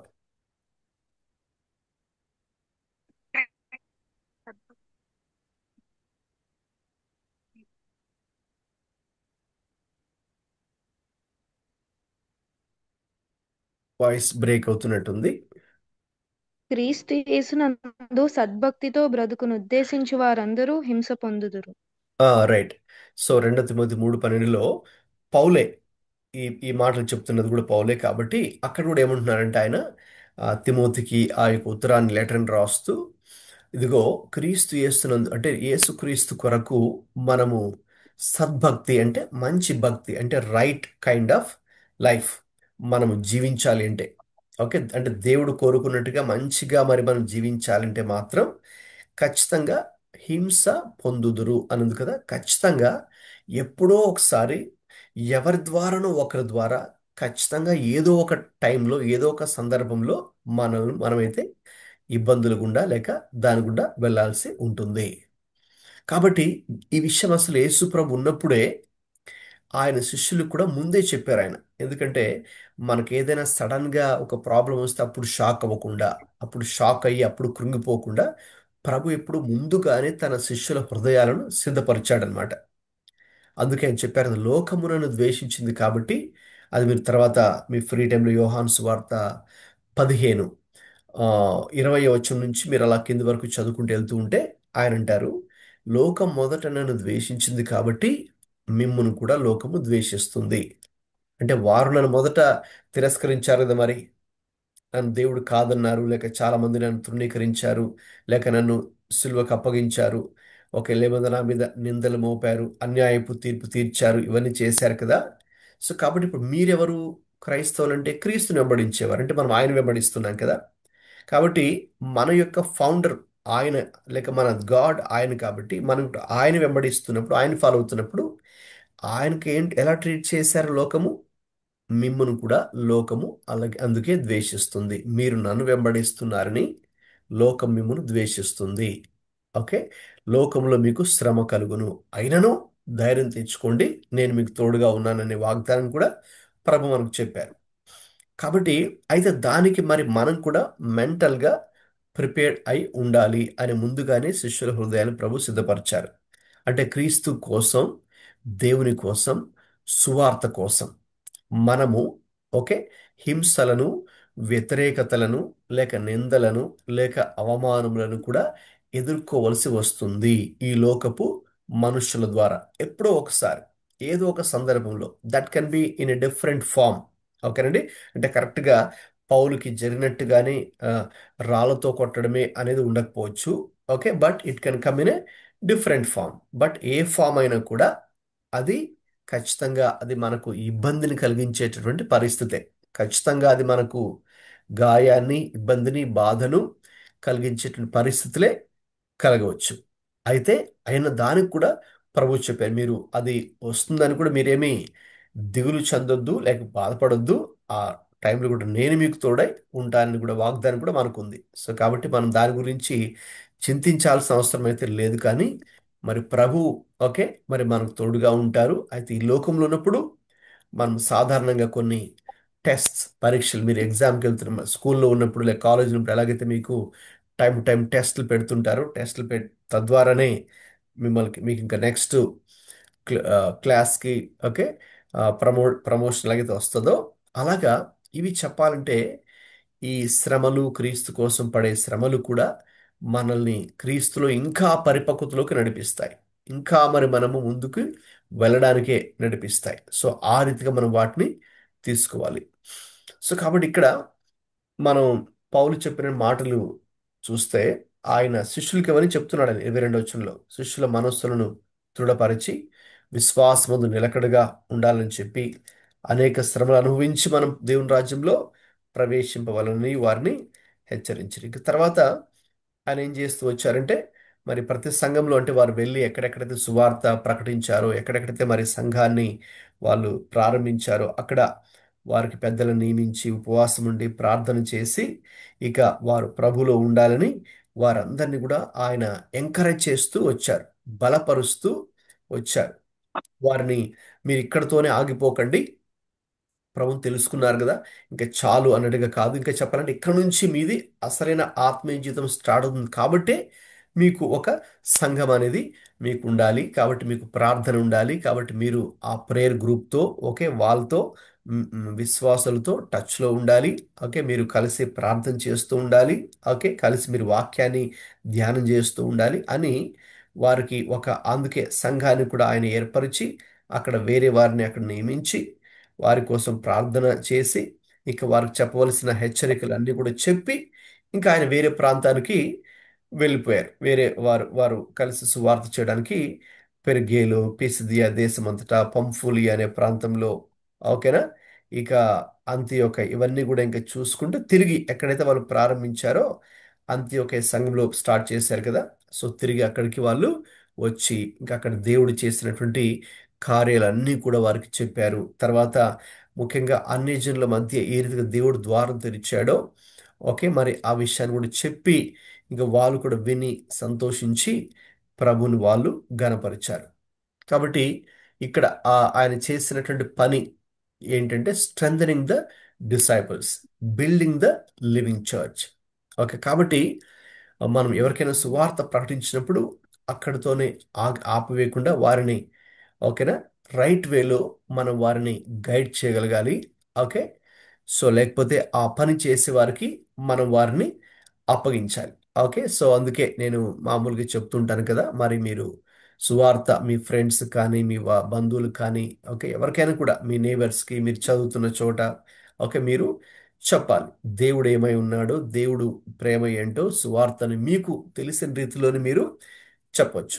లేదు అంటే అది చెప్పేటటువంటి వారి దగ్గరికి మీరు తీసుకొని రావాలి. అందుకే చర్చ్కి తీసుకొని వచ్చినప్పుడు మరి వాళ్ళకి ఆ, మేము సువార్త చెప్పడం జరుగుతుంది. ఇంకా దేవుణ్ణిలో ఎలా ఎదగాలి ఓకే ఆ విషయాలు ఫర్దర్గా వాళ్ళు ఇంకా లేదు వాళ్ళకున్న ప్రాబ్లమ్స్ ఏవైనా ఉంటే ఓకే ఆ ప్రాబ్లమ్స్ని ఎలా వాళ్ళు మరి సాల్వ్ చేసుకోవాలి, లేక ఆ ప్రాబ్లమ్స్లో ఎలాగ వాళ్ళు దేవుని వైపు చూడాలి అని డీటెయిల్డ్గా ఓకే వాళ్ళకి వివరించడం జరుగుతుంది. వాళ్ళని అలాగే ఫెయిత్లో ఎంకరేజ్ చేయడం జరుగుతుంది, బలపరచడం జరుగుతుంది. ఓకే, వాళ్ళు ఇంకా దేవునిలో ఎలా ఎదగాలో వాళ్ళ లైఫ్ని బిల్డ్ చేయడానికే మేము ఉన్నాం కాబట్టి ఓకే, అందుకే సంఘం మనకు చాలా ప్రాముఖ్యం. ఓకే, అందుకే మరి మనకు సంఘం, పాస్టరు, ఫెలోషిప్, ప్రేయర్ ఓకే, ఇవన్నీ కూడా బైబిల్ స్టడీ, ఫాస్టింగ్ ఓకేనా. మరి ఇవన్నీ కూడా సువార్త, మనం బయటకు వెళ్ళి సువార్త చేయడము ఓకే, ఇవన్నీ కూడా చాలా చాలా మనకు ఇంపార్టెంట్. సో వీటి ద్వారానే మరి మనము దేవునిలో బలపరచబడతాం.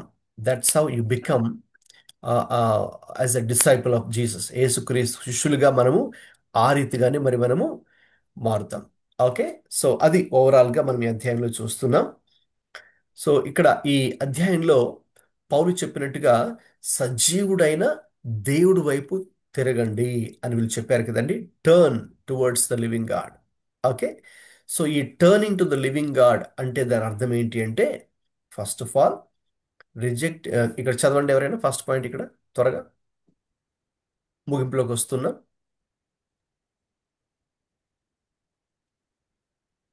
Turning to the living God rejecting means rejecting idols and false gods. Okay, yes. So మనం turning towards the living God means దేవుని వైపు, సజీవుడు దేవుడు వైపు తిరగాలి అంటే మొట్టమొదటిగా మనము ఏదైతే దేవుడు అని అనుకుని ఫాల్స్గా అనుకుంటూ ఉన్నామో వాటిని మరి మనము విడిచిపెట్టాలి. Okay, rejecting idols and false god. రెండవది second, what is it? Recognizing God as creator. Yes. So దేవుణ్ణి సృష్టికర్తగా మనము గ్రహించి ఇక ఆయన వైపు తిరగాలి. మూడవదిగా Responding with faith and obedience. Okay, so ఎప్పుడైతే ఈయన నిజమైన దేవుడు అని తెలుసుకుంటామో అప్పుడు మనం విశ్వాసంతో, విధేయతతో మరి మనము స్పందించాలి. ఇక చివరిగా Remaining steadfast in trials. Yes, మనకు కొన్ని ఇబ్బందులు కలిగినప్పుడు, శ్రమలు వచ్చినప్పుడు అందులో మనము భయపడకుండా, కృంగిపోకుండా, వెనక్కి వెళ్ళిపోకుండా ఓకే, రిమైనింగ్ స్టెడ్ ఫాస్ట్, అందులో మరి మనం స్థిరంగా ఉండాలి. సో ఎందుకంటే ఈయన నిజమైన దేవుడు, సజీవుడైన దేవుడు అని తెలుసుకున్నాం కాబట్టి ఇక ఆ దేవుని మీద విశ్వాసం ఉంచే మనము స్థిరంగా ఉండగలం. ఓకే, కాబట్టి ఇవన్నీ కూడా మన జీవితాలకి ఇప్పుడు అప్లై చేసుకోవాలి అంటే ప్రాక్టికల్గా ఎలా అప్లై చేసుకోగలము? ఇప్పుడు అనుకున్నాం లీవింగ్, రిజెక్టింగ్ ఐడల్స్ అన్నాం.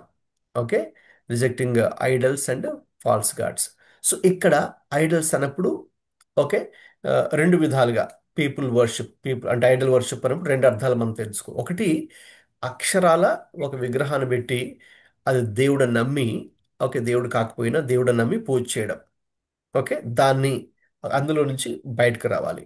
ఇక తర్వాత కూడా బైబిల్ మనం కొంచెం డీప్గా స్టడీ చేస్తే బైబిల్ ఇంకొక విగ్రహారాధన గురించి కూడా మాట్లాడుతుంది. అంటే మనకి అదేమో కనబడే విగ్రహారాధన, విగ్రహం పెట్టి పూజ చేయడం.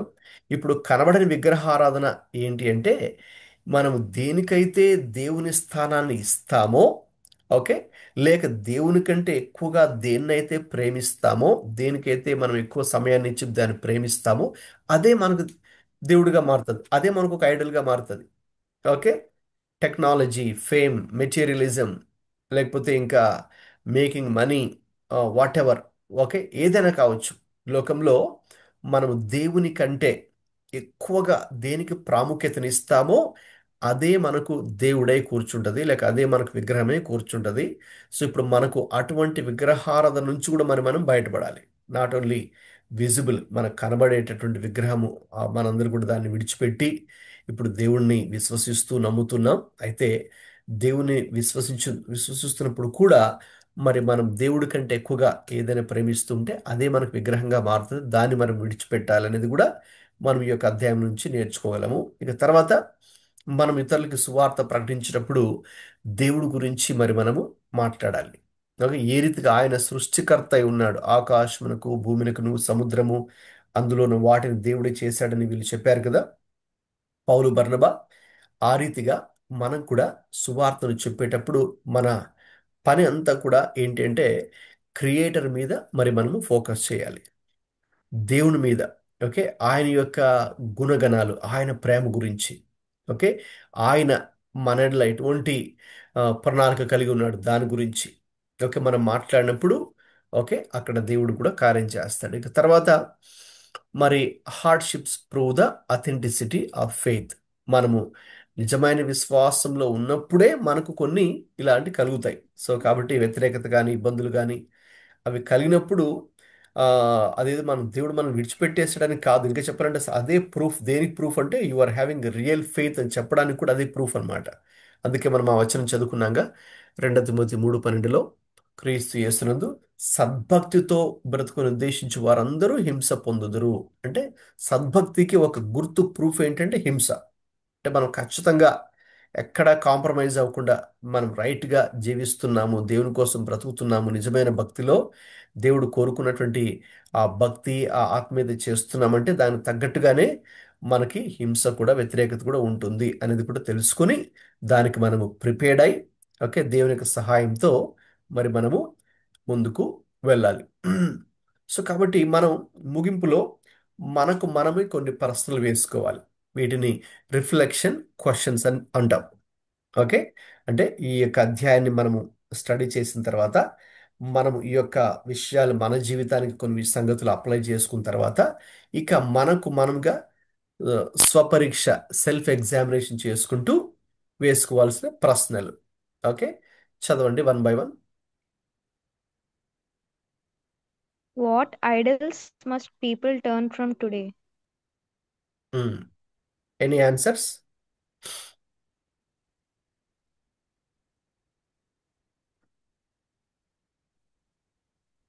You can guess any answers, no problem.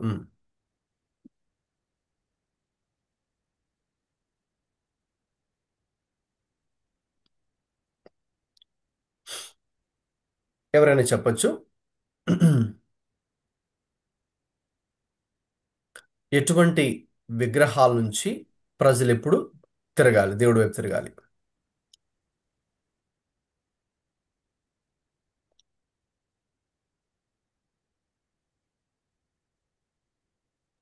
దేవుని కంటే మనం ఇంకేదైనా ఇష్టంగా ప్రేమిస్తూ ఉంటే, ఇష్టంగా చూస్తూ ఉంటే ఎస్, వాటిని మనం విడిచిపెట్టాలి. అవును, yes, that is an idol అని చెప్పుకున్నాం కదా. సో దేవుని స్థానంలోకి, గాడ్స్ ప్లేస్లోకి మనం ఇంక అందులోకి ఏ తెచ్చినా కూడా ఓకే అక్కడ వాట్ ఎవర్ మనకు ఎడ్యుకేషన్ అయినా జాబ్ అయినా ఓకే మనకున్న ప్రాపర్టీ అయినా మన మనీ అయినా ఓకే లేకపోతే వాట్ ఎవర్ యువర్ ఫ్యామిలీ ఒక వాట్ ఎవర్ ఓకే గాడ్స్ ప్లేస్లోకి గాడ్కి ఇవ్వాల్సిన ప్లేస్ గాడ్కే ఇవ్వాలి కదా first place in life. So అయితే అన్ఫార్చునేట్లీ చాలా మంది ఓకే గాడ్కి ఇవ్వాల్సిన ప్లేస్లోకి ఇంకా చాలా వాటిని తీసుకొస్తూ ఉంటారు, పెడుతుంటారు. That becomes idol. So people need to turn from that kind of idols అన్నమాట. ఓకే అది తర్వాత Bhaskar, I have a doubt. Yeah okay, see దేవునికి ఏది ఎదురుగా వస్తుందో ఫస్ట్ చేయకుండా, if it becomes an idol, what would you advise me at this time? Now, when this is going on, I am having the responsibility of looking after my mother-in-law to give her food on time. Okay So I have switched on and I'm listening to you, but I can't take part. So at that time, how would I answer God in this case? This is everyday Oh, yeah, issue yeah. for me. Yes, yes, yes. So at Of that time, course. I feel guilty. When I hear these sort of things, so I feel, am I saying, Lord, what do I do at this time? Okay, okay. Yeah, yeah. Yeah, here and one thing is clear. You are fulfilling the responsibility. That is clear. That's not an idol in a sense. Okay. Because you have a responsibility like towards your family people. So that's not a thing. But more than God, if you're trying to do something, then that is a problematic. So as long as Okay. you do that, as long as you manage between that, no problem. As long as you love them, care for them, take responsibility okay and అందుకే మనకు balance అనేది ఉండాలండి. Balance అంటే దేవుడికి ఇవ్వాల్సిన place దేవుడికి ఇవ్వాలి, అలాగే మనకున్న రెస్పాన్సిబిలిటీస్ని ఫుల్ఫిల్ చేస్తూ ఓకే మనము చేయాలన్నమాట. early morning before they get up, Pastor, I have my time of devotion. So at that time I'm most undisturbed. No, they're all still fast asleep. But once it's now past 8 o'clock, my mind is never able to be at peace. So today when I was hearing this, I was saying, Lord, am I committing this kind of sin? What okay. do you want me to do? Yes yes. That means జనరల్గా మనం దేవుడికి ఇవ్వాల్సిన ప్లేస్ని ఆయనకి devotion time కానీ ఓకేనండి, మరి మనం Yeah, that I do. దేవుడితో గడిపే సమయము అక్కడ కాంప్రమైజ్ అవ్వకూడదు. ఓకేనండి. Yes. దేవుడితో గడపాల్సిన టైంని మళ్ళీ అక్కడ కాకుండా మళ్ళీ వేరే చోట మనం స్పెండ్ చేయకూడదు, అక్కడ కాంప్రమైజ్ అవ్వకూడదు అనమాట. సో అక్కడ మనం first make sure that you give first priority to God. Okay. ఇంకా దాని తర్వాత Yes. నెక్స్ట్ అఫ్ కోర్స్ ఖచ్చితంగా మనకి ఫ్యామిలీ ఉంటుంది కాబట్టి మన రెస్పాన్సిబిలిటీస్ ఉంటాయి, అవి కూడా మనం వాటిని ఇది ఫెయిత్ఫుల్గా ఫుల్ఫిల్ చేయాలి కాబట్టి we have to do that. So we need to draw proper balance between those two అండి. Thank you, Pastor. I heard the whole lesson that you taught, yes. and I'm happy that at least I'm able to hear while doing my work. Thank you Don. Right. So అలాగా ఇక్కడ ఉన్నటువంటి మిగతా questions మీరు చూస్తే what does Acts 14 teach about the true ministry success, okay అని చెప్పినప్పుడు okay, any guess for this question? త్వరగా ముగింపులో టైం అయిపోయింది, ముగింపులోకి వచ్చేసాం. Any guess for any answer for this question? అంటే ఈ అపోస్తలుల 14 చదువుతున్నప్పుడు నిజమైనటువంటి సేవ యొక్క విజయం సక్సెస్ అనేది ఎప్పుడు ఉంది, ఎప్పుడు వస్తుంది? బోల్డ్నెస్. దేవుడు మనం మహిమపరచాలనుకున్నప్పుడు. ఎస్. బెస్ట్ ఎగ్జాంపుల్ పౌల్ బర్నబా కదండి. వాళ్ళు ప్రజలంతా వాళ్ళని దేవుళ్ళు అనుకుని దేవుళ్ళుగా చేస్తున్నప్పుడు, పూజ చేయడానికి వాళ్ళు ప్రిపేర్ అవుతున్నప్పుడు okay, they pointed people towards God కదండి. సో కాబట్టి ఇట్స్ నాట్ అబౌట్ అస్, అరే బాబు ఇది మేము దేవుళ్ళం కాదు, మమ్మల్ని దేవుళ్ళు చేయకండి, ఇక్కడ మేము కూడా మీలాగా మనుషులు అని చెప్పి బట్టలు కూడా చించుకొని వాళ్ళు అంటే ఒక ఆర్డినరీ పీపుల్ లాగా వాళ్ళ జనాల్లోకి వెళ్ళిపోయి వాళ్ళు చెప్పారు కదండి. సో కాబట్టి true ministry success always leading people towards Christ. Okay, క్రీస్తు వైపుకి వాళ్ళ మనస్సులు హృదయాలు తిప్పారు ఉంది కదండి, అదనమాట. ఓకే, అది ఇక్కడ next. How can we strengthen believers in hardship? So మరి హార్డ్షిప్ శ్రమల గుండా వెళ్తున్న విశ్వాసులను మనం ఏ రీతిగా దృఢపరచగలం? వాట్ పౌల్ ఏం చేశాడు, మనం కూడా అదే చేయాలి. పౌలు కూడా దేవుడి గురించి చెప్పాడు కదండి. సో కాబట్టి ఆయన వాక్యాన్ని వారికి వివరించాడు, మరి వారిని శిష్యులుగా అనేకులను శిష్యులుగా చేశాను ఉంది కదండి. అంటే కొంతకాలం, ఇంకా చెప్పాలంటే చాలా రోజులు వారి మధ్య ఉండి వారికి దేవునికి వాక్యాన్ని చెబుతూ ఓకేనా, వారిని దేవుడి వైపు పాయింట్అవుట్ చేస్తూ వారి కోసం ప్రార్థన చేస్తూ మరి వాళ్ళకి చెప్పారు. సో కాబట్టి దట్స్ హౌ, ఇంకా అంటే ఒక విధంగా ఆయన దేన్ని ఎదుర్కోవడానికి రెడీగా ఆయన ఉన్నాడు. సేమ్ వే బిలీవర్స్ కూడా ఆయన అలాగే ప్రిపేర్ చేస్తారు. మీరు కూడా మీ లైఫ్లో దేన్ని ఎదుర్కోవడానికైనా సిద్ధంగా ఉండాలి, అది దేవుడి ద్వారా, ఓకే, దేవుని యొక్క వాక్యం ద్వారా అది సాధ్యం అని చెప్పారు. So through the word of God. Yes. ఇంకా తర్వాత ఇంకొకటి మీరు ఆలోచించాల్సింది ఏంటంటే, దీనికి ఇప్పుడే ఆన్సర్ ఏమి చెప్పక్కర్లేదు. How can we proclaim the living God in a secular world? Right. మనము మరి మనం ఉన్నటువంటి ప్రపంచంలో మన చుట్టూ అనేక మంది ఓకేనండి చాలా చాలా దేవుళ్ళని మరి దేవుడని నమ్మి పూజ చేస్తూ ఉంటారు. లేకపోతే కొంతమంది అసలు దేవుడు లేడు అని అని కొంతమంది ఉంటారు. కొంతమంది మేము దేవుణ్ణి నమ్ముకున్నామని చెప్పినా ఇంకొకలాగా జీవిస్తూ ఉంటారు. అంటే నామకార్థ క్రైస్తవులు అంటాం కదా, అటు ఇటుగా ఉంటారు. ఓకే. సో కాబట్టి ఇలాంటి కల్చర్లో ఇలాంటి సిచ్యువేషన్లో మనం ఉన్నప్పుడు మనము సజీవుడైన దేవుణ్ణి ఏ రీతిగా మనం వారికి తెలియచేయాలి? అంటే వాళ్ళు ఆ, దేవుని ఎరగని వాళ్ళైనా కావచ్చు, అంటే అన్ని జనులు లేక హైందవులు కావచ్చు, నాన్ క్రిస్టియన్స్, లేదు ఇంకా వాళ్ళు క్రిస్టియన్స్ అని చెప్పుకుంటూ కూడా వాళ్ళు నిజంగా రియల్ క్రిస్టియన్స్గా ఉండకపోవచ్చు. ఓకే, లేదు కొంతమంది అటు ఇటుగా ఉండొచ్చు. ఇటువంటి ప్రజల మధ్య మనం ఉన్నప్పుడు ఈ సజీవుడైన దేవుడు గురించి మనము ప్రకటించాలో ఓకే, ఇప్పుడేమి మీరు రెస్పాండ్ అవ్వక్కర్లేదు, కానీ ఆలోచించండి, థింక్ అబౌట్ దట్. ఇవన్నీ కూడా ఏంటంటే రిఫ్లెక్షన్ క్వశ్చన్స్. ఒక అధ్యాయం మనం చదివినప్పుడు ఆ విషయాన్ని మనం మన లైఫ్కి అప్లై చేసుకుంటున్నప్పుడు you need ask certain questions. Okay, ఇప్పుడు నేను how can I respond now in this situation, ఈ సిచ్యువేషన్లో అనేది మీకు మీరు కొన్ని రిఫ్లెక్ట్ అయినప్పుడు తప్పకుండా ఐఎమ్ షూర్ దేవుడు మనకు ఈ విషయాల్లో కూడా సహాయం చేస్తారు. ఓకే. సో కాబట్టి ప్రభు మనకి ఈ విషయాల్లో సహాయం చేయాలని మరి అందరు కూడా ప్రార్థన చేద్దాం. ప్రార్థన చేసి మరి ముగించుకుందాం.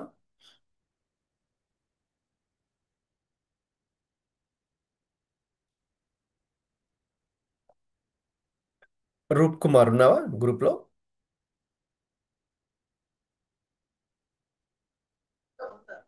సార్ ప్రైజ్ లార్డ్ సార్, ఉన్నాను ప్రైజ్ సార్. లార్డ్. రూప్ ప్రార్థన చేయమా, క్లోజ్ చేద్దాం. సార్ ప్రార్థన చేసుకుందాం sir. Voice in clear? Okay, వినిపిస్తుంది. ఎస్, ప్రార్థన చేసుకుందాం. మహాగణుడ, మహోన్నతుడ, సర్వశక్తి మంత్రైనటువంటి మా తండ్రి, మీకే వందనాలు, స్తుతులు, స్తోత్రాలు తండ్రి. ఈ యొక్క రాత్రికాల సమయం మందు మీ సేవకుల ద్వారా మాతో మీరు స్పష్టంగా మాట్లాడారు తండ్రి. విశ్వాసంలో, విధేయతతో నన్ను తండ్రి, మా జీవితంలో నన్ను తండ్రి నువ్వు చేసిన కార్యాలు ఎన్నో ఉన్నాయి. అయినప్పుడు కూడా ఆ రోజు నన్ను తండ్రి నీ భక్తులు ఏ విధంగా అయితే మీ యొక్క నన్ను తండ్రి మాటలతో నన్ను తండ్రి ఆయత్తపరచబడ్డారో, అటు రీతిగా ఈ యొక్క ప్రతికూలత దినాల్లో, అంత్య దినాల్లో, అపాయకరమైనటువంటి దినాల్లో ఉన్నాం నన్ను తండ్రి. ప్రేమ చల్లారిపోయినటువంటి మనుషుల మధ్యలో మేము బతుకుతున్నాం. అయినప్పటికీ కూడా తల్లి విడిచిన, తండ్రి విడిచిన, విడివని ఎడబాయినటువంటి దేవుడు అయినటువంటి నీవు మా పక్షాన మాలో ఉంటూ మమ్మల్ని అందరిని కూడా విడివక ఎడబాయక అనునిత్యము కూడా నీ కృపను చూపిస్తున్నందుకు మీకే వందనాలు, స్తోత్రాలు తండ్రి. సద్భక్తితో బ్రతకను ఉద్దేశించినటువంటి వారందరూ కూడా నన్ను తండ్రి హింస పొందదురు అని చెప్పేసి మీ లేఖనాలు సెలవిస్తున్నాయి తండ్రి. కాబట్టి ఎంత మేము భక్తుల్లో ఎదుగుతున్నప్పుడు కూడా మా జీవితాలను నన్ను తండ్రి నిన్ను పోలి నీ స్వరూపంలోకి మలచబడుతూ మా అనుదిన జీవితాలు జీవించడానికి మీరే సహాయం దయచేయండి. మేము వెళ్ళి వస్తున్న మార్గం అంతట్లో, మేము చేస్తున్న ప్రయాణం అంతట్లో కూడా మీ యొక్క కృప, కాపుదల, భద్రత మా అందరికి కూడా మీరు అనుగ్రహించండి. ఇంకా ఈ జూమ్ మాధ్యమంలోకి నన్ను తండ్రి ఇంకెవరైతే వచ్చి ఉన్నారో, ఇంకా నీ చిత్తమైతే ముందున్న రోజులు ఎవరైతే రావాలో వారందరినీ కూడా సకాలంలో మీరు తోడుకొని రమ్మని ప్రార్థిస్తున్నాం తండ్రి. అంతేకాకుండా మా మధ్యలోకి నన్ను తండ్రి ప్రభు కుమార్ సార్ గారిని తండ్రి నువ్వు వాడుకొని తండ్రి ఇంకా అనేకమైనటువంటి లేఖనాలు తండ్రి నీ యొక్క నన్ను తండ్రి జ్ఞానాన్ని తండ్రి పెట్టుబడిగా నన్ను తండ్రి మీ సేవకుల్లో పెడుతూ మీ సేవకుల ద్వారా మాతో నువ్వు స్పష్టంగా మాట్లాడుతున్నందుకు మీకే వందనాలు, స్తోత్రములు చెల్లిస్తున్నాం తండ్రి.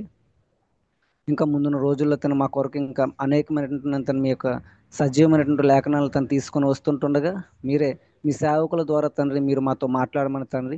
మీ యొక్క నన్ను తండ్రి దైవ గ్రంథంలో నువ్వు ప్రవక్తలను ఏ విధంగా అయితే వాడుకున్నావో తండ్రి, అపోస్తులు ఏ విధంగా అయితే వాడుకున్నావో అటు రీతిగా నన్ను మీ దైవ సేవకులు ఇంకా ఘనంగా, బలంగా మీ యొక్క ఆత్మాభిషేకంతో వాడుకొని ఇంకా మా జీవితాల్లో నువ్వు ఏవైతే ఆత్మీయ మేలును చేయడానికి సిద్ధంగా ఉన్నావో అటు రీతిగా మీ యొక్క ఆత్మీయ మేలును మా జీవితంలో తండ్రి నువ్వు చేస్తుంటుండగా నీకు నన్ను తను భయపడి నీ యందు విశ్వాసం ఉంచి నీ యందు విధేయత ఉంచి జీవించే జీవితాలను ఇది మొదలుకొని మా జీవితాల్లో మీరే నిండుగా మెండుగా అనుగ్రహించమని తండ్రి. మా జీవితాల్లో ఎటువంటి ప్రతికూలతలు, ఎటువంటి ఇబ్బందులు వస్తున్నప్పుడు కూడా, ఎటువంటి ఇరుకులు గుండా మేము వెళ్తున్నప్పుడు కూడా వాటన్నింటిలో కూడా తండ్రి నువ్వే మా తోడేండి నడిపించమని తండ్రి. ఇదిగో మీ మధ్యన ఆత్మ ఉంది కాబట్టి మీరు భయపడకూడదని సెలవిస్తున్నాను. కాబట్టి మా మధ్యలో మీ ఆత్మ నుంచి మీరే మమ్మల్ని అందరిని కూడా ఆత్మ కలిగించే ఐక్యతతో, సఖ్యతతో మా జీవితాల ముందు కనిపించడానికి, కనుగొనడానికి నన్ను తన మీ యొక్క ఆత్మను తను మేము అందరం కూడా కలిగి ఉండడానికి మీరే మాకు సహాయం దయచేయమని ముందున్న సమయం అంతా కూడా మేము మీ చేతులకు అప్పచెప్పుకుంటూ మీ అమూల్యమైన కృపను కోరుకుంటూ యేసు అతి పరిశుద్ధమైన నామములో ఈ ప్రార్థన చేసి మేమందరం కూడా పొందుకుని ఉన్నాం మా ప్రియ పరలోకపు తండ్రి. ఆమేన్. ఆమేన్. ఆమేన్. ఆశీర్వాదం తీసుకుందామండి. ఇప్పుడు మన తండ్రి అయిన దేవుని ప్రేమయు, మన ప్రభు అయిన యేసుక్రీస్తు కృపయు, పరిశుద్ధాత్మ దేవుని అన్యోన్య సహవాసం ఈ యొక్క ఆన్లైన్ బైబిల్ స్టడీలో మరి రెగ్యులర్గా వస్తున్నటువంటి ప్రతి ఒక్కరికి, వారి కుటుంబాలకి ఇప్పుడు ఎల్లప్పుడూ సదాకాలం తోడే ఉండి నడిపించునుగాక. Amen. Amen. Amen, amen, amen. amen. అందరికీ Thank ప్రైజ్ you, లార్డ్ అండి. Pastor. వందనాలు. Thank you. God bless you all. Thank you. వచ్చే వారం మరి 15వ Yes, అధ్యాయాన్ని చదువుకొని ప్రార్థన పూర్వకంగా రావాల్సిందిగా ప్రభుపేట కోరుతున్నాను. నేను ఇచ్చినటువంటి ఆ క్వశ్చన్స్ ఉన్నాయి కదండి, చివరిలో ఒకసారి దాని గురించి కూడా మీరు రిఫ్లెక్ట్ అవ్వండి. ఇంకొకసారి వీలైతే ఈ వీడియో తర్వాత పంపిస్తాను కాబట్టి రికార్డెడ్ సెషన్ చూసి ఆ క్వశ్చన్స్ కూడా మీరు రిఫ్లెక్ట్ అవ్వచ్చు. ఆ క్వశ్చన్స్కి ఎవరైనా రెస్పాన్స్ అవ్వాలనుకుంటే రిఫ్లెక్ట్ అయిన వాళ్ళు ఆ, మీరు ఆన్సర్స్ కూడా మీరు నాకు టెక్స్ట్ పంపించవచ్చు వాట్సాప్లో, ఎవరైతే ఆ క్వశ్చన్స్కి రెస్పాండ్ అవ్వాలనుకుంటున్నారో. Fine, okay, right. God bless you Actually, all. how is the ministry thank coming you. along there? Yes